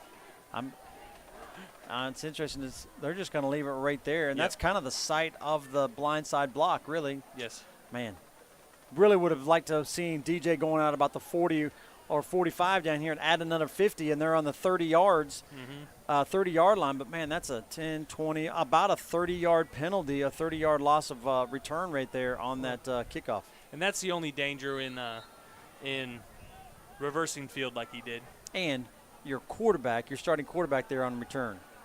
He's going to throw the ball up and just a little too far. A little too far. Looking for Lafayette, Washington. And we're going to get a hold there on offensive line possibly.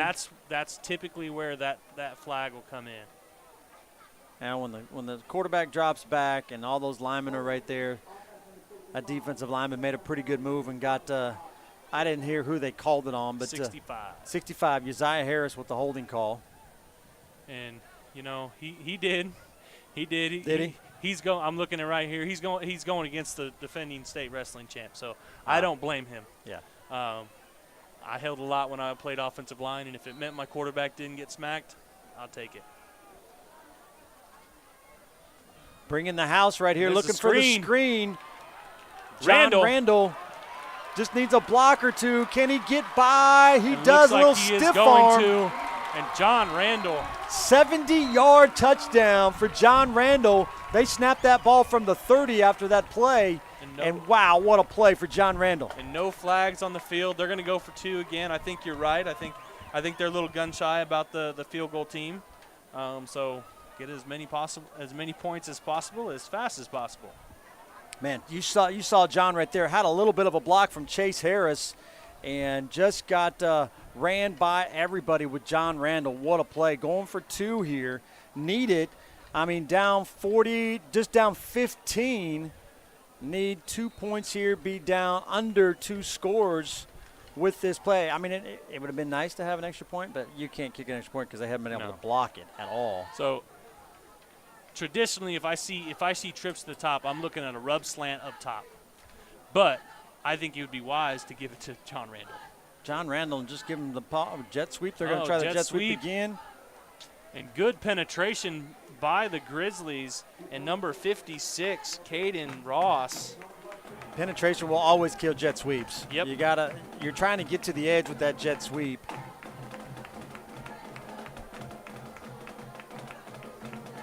But your score, 40-55, 9:54 left to go in the game.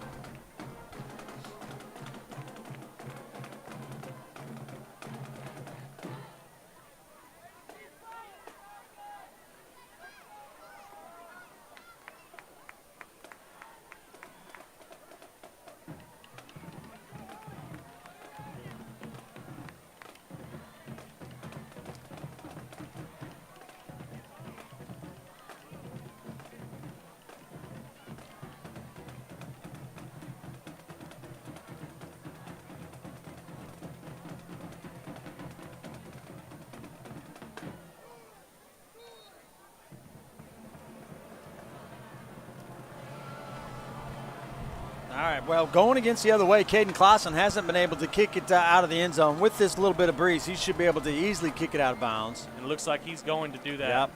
Yep. Kick it out of the back of the end zone. And I'm thinking that's Little Church over there as a ball boy. Is it? Yep. My watch keeps talking to me. I have a bad habit. It's new, and I keep doing that with my hand and hitting that button. I've switched it around so it doesn't do that. That's a good idea. You can flip the face. Okay. So that's what I've done. I've got it on this side over here because I did the exact same thing.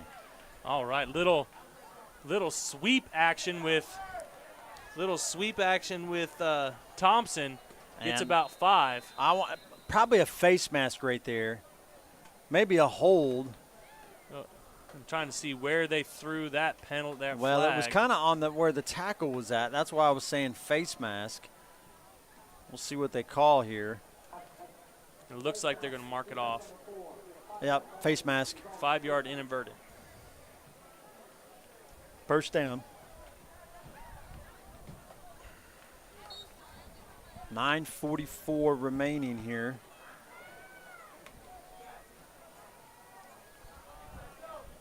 And the little up the middle with L.J. Phillips, and he's just dragging Falcons. He was dragging Adrian Patterson right there, number 1. Just couldn't, a little bit bigger than he is, and he tried to hang on. Made the tackle, but probably took him for about a 10-yard ride on that one. Just a touch. Phillips is 5'9", 200 pounds. And well, 5'9", 200, man, that's some thick legs right there. And you yes, show how hard he's running the ball. And then Thompson, a 5'10", 195 back. Another tackle right there for Adrian Patterson, number 1. So they have some big body backs that they're just going to pound now. Yeah, they're trying to run some clock here, get some first downs, keep Heights, get the ball away from John Randall as much as they can. I mean, John Randall, DJ Dingle, all those guys are threats. Chase Harris, Jaden Hamilton, all those guys can take the ball at any moment. And Northwest is doing the right thing. Just keep the ball on the ground because we haven't really showed – they've shown that they can get 5 or 6 yards a carry. All right, another outside zone play with Johnson. Yeah, Phillips, sorry. L.J. Phillips. I almost called him Larry Johnson, his distant cousin. Kind of runs like it. Does. He runs the ball hard right there. And another hard run, another first down. Going to be just outside the 10. Looks like at about the 11. Phillips gets the ball, and he's just going to keep going. And one thing you've seen, so they have not let Moore keep the ball the last 2 drives. No, they're just letting him hand off, keep him healthy. Don't want to let him get hurt, especially in a game like this when you're up by 15. 8 minutes to go. They're looking for a closeout touchdown right here. And if they get it, it's going to be pretty difficult for the Falcons to come back. Phillips stretches, and touchdown, L.J. Phillips.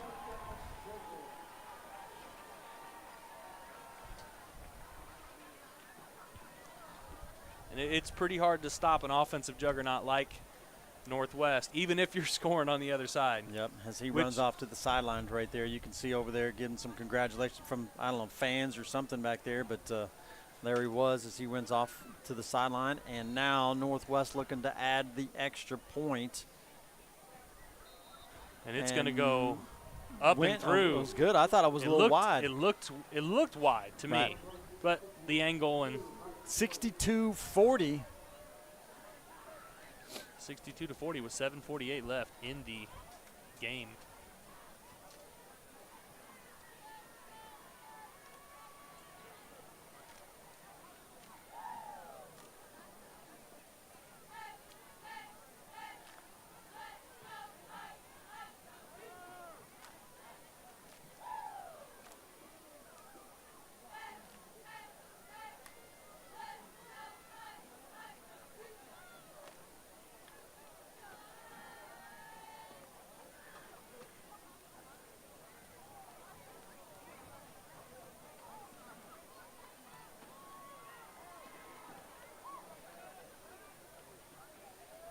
Is it pretty good for monetization? We get a little bit, but it ain't crazy. Okay. All right. Enough to buy some T-shirts for my class. There you go. Got to take care of Lafayette the students that Washington are with the carry. He's going to get the edge. He's going to try to run over. Runs out of bounds. Whoa. And we had a little pushing at the end. And it's a little jawing from 52 Morford. And I'm thinking, he said, maybe I was just congratulating him. I was just congratulating him, and he got mad at me. Well, Washington's a little guy, but he's feisty, and he loves to run. And he had that pretty good little return right there. Oh, he's kind of out of bounds, and he was kind of pulling onto his jersey. And then Northwest guy almost started something a little bit right there. It's over. No harm done. Just a couple high school kids having a little fun out there playing. It's part of the game a little bit. Heights has got to get something rolling here. They got to get some quick points if they're going to stay in this one. And quick out right there. Nice catch right there for Adrian Patterson. I thought that ball was tipped, but great catch, and he gets a gain of about 8. DJ Dingle looking good with that arm. Set his feet, let it go nice and hard right there. Throwing the ball really well. And you could say, oh, Northwest is subbing people in, and that's why they're being – no. I don't think so. This is their starting. They're still playing here in the fourth quarter. They're still playing. They're starting defense right now. And, I mean, it's been a close game. I don't see them pulling. Oh, and DJ Dingle. Ooh. No. He's going to say he was down. The official's going to say he was down. I don't know. Did he try? He tried to throw the ball at the last second. Is that what he tried to do? But they're going to say he was down. I think he did, and I don't know if they. I'm gonna watch the replay and see if he caught it off the shoe. Thank goodness. Is that Northwest crowd booing? I don't know. They're just saying he was down. He blew his whistle. He was going down. Yeah, he was in the grasp. Yeah. No matter what happened, he was down. He was going down. The whistle blew. Third and about 15. Ooh, and Dingle takes a shot as he throws. Dingle took a shot as he threw, and it looks like they're going to get targeting or roughing the passer, and then another penalty on top of that for Northwest. Interesting to see what they call here. We got a close shot of the official. Yep, got a close shot of the official here. And that's Nathan Carter who's getting taken out of the game because we didn't really see it. I can't really see it on the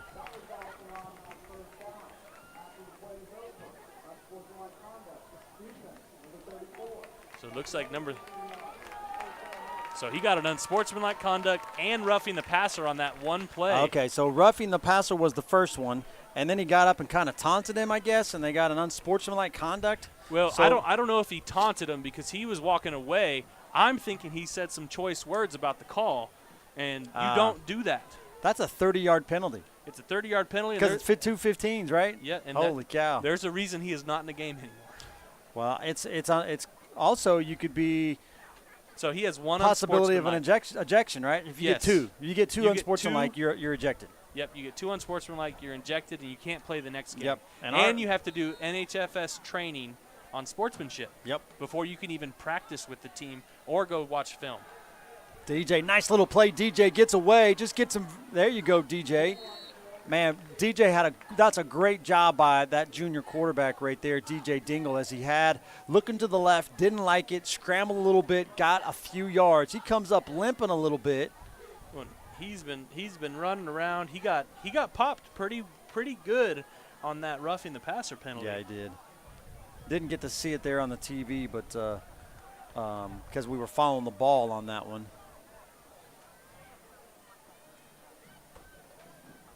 Just going to hand it off. Looks like Lafayette Washington's in the backfield. I don't see John's not back there as he's split out. Washington picks up about 1 yard on that carry. And again, they're just a host of Grizzlies. Oh, yeah, John's down here on the sideline. He was getting looked at by the trainer. He's walking back up to Coach Jarrett at. I don't know if it maybe holding the hand, maybe holding the shoulder. We have another penalty, and I would imagine it's another sportsmanlike on Northwest. And number 34 is running off the field again. That's Nathan Carter. Is that his second one? I believe so. Let's take a look at what the official has to say.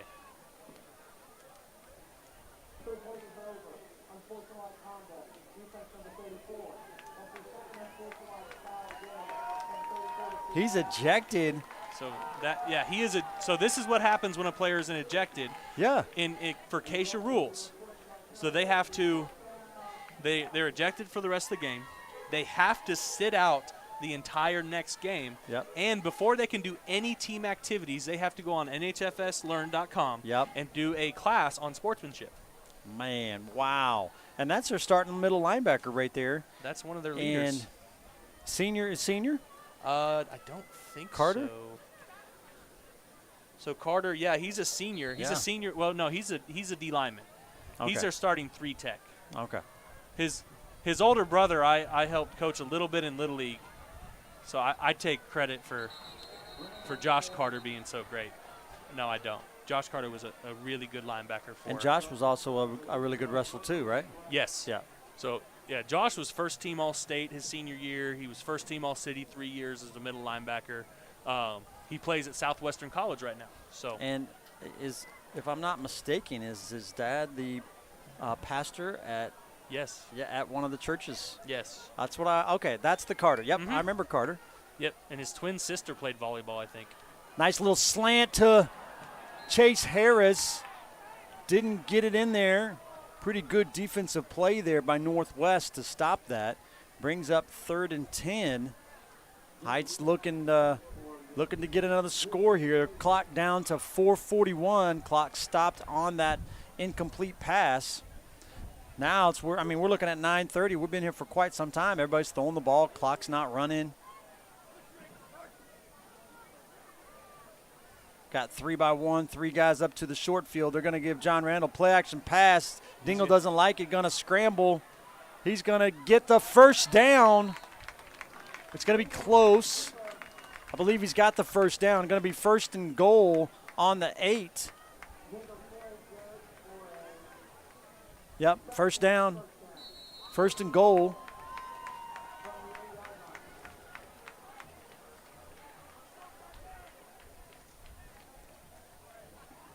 First and goal.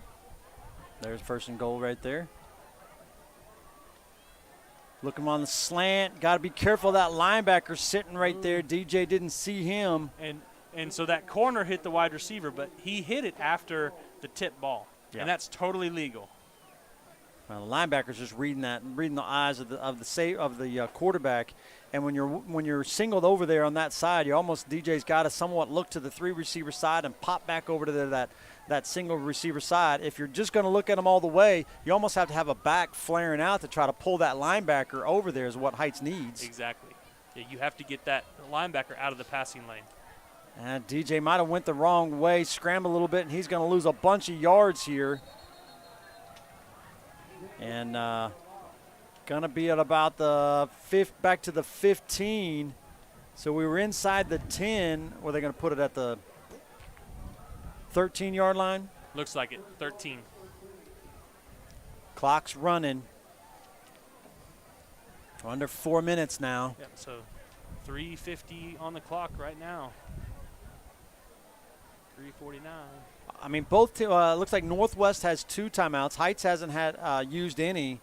Really need to maybe call it. I mean, we've wasted a lot of time here. It's going to be careful if they don't even get this ball off. But this 3, 2, 1. They get it off just in time. Little rollout left for DJ. Little flood concept. Oh, You're he's gonna just going to people throw it up. Hold up, and Northwest comes down with the interception. Number 23, Dontrell Harris. Now it was a flood concept, but they had 2 digs about two yards deep into the end zone, right by themselves, by each other.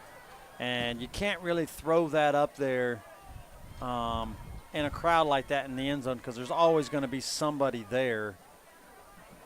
And DJ just kind of throws it up. And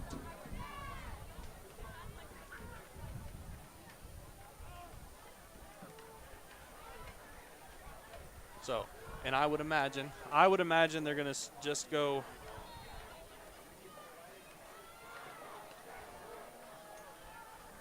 now it looks like maybe a sub on quarterback, a different quarterback, I believe. Yeah, no? is that number 5 or number 3? No, that's number 3. He's still That's in still there. more. More staying in there. But Phillips with the carry for another 24 yards. He is running hard. Downhill and like I said, I think Moore was the bell cow back last week, and now Phillips and Thompson are the ones that are doing the carrying.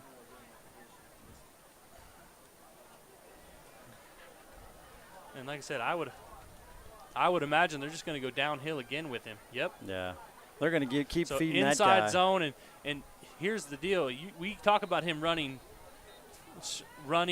hard, But he didn't get touched for 4 yards behind that offensive line. Dominique Galloway with the tackle right there for the Falcons. You know, And doesn't look like Heights is going to really contest this one, down 22 here with, you know, about 2 minutes or so remaining.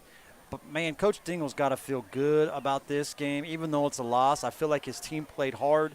I mean, scoring 40 points against Northwest, wow. And I I think even with the loss last week, Northwest is still ranked top 5 in the state. Yeah. And Heights, we don't play Carroll this year. Carroll's not on our schedule. I mean, Capen's going to be good. We got North coming up, Southeast coming up. We play Andover on the road. That'll be a fun game over there at Andover. Southeast. I'm trying to think, do we play South? We don't play Carroll. You don't play Carroll. You're always going to not play 2 teams. Yeah. I'm not sure we play East this year. We don't play East. Draylon says we don't play East. Okay. And so there's another first down for the Grizzlies. Grizzlies, yes, and that's Everybody's just got to keep their cool right now and just play hard. Congratulate team. Both teams played hard. What a great game this was. Oh, that was Thompson with the rush, and you're getting about a minute left.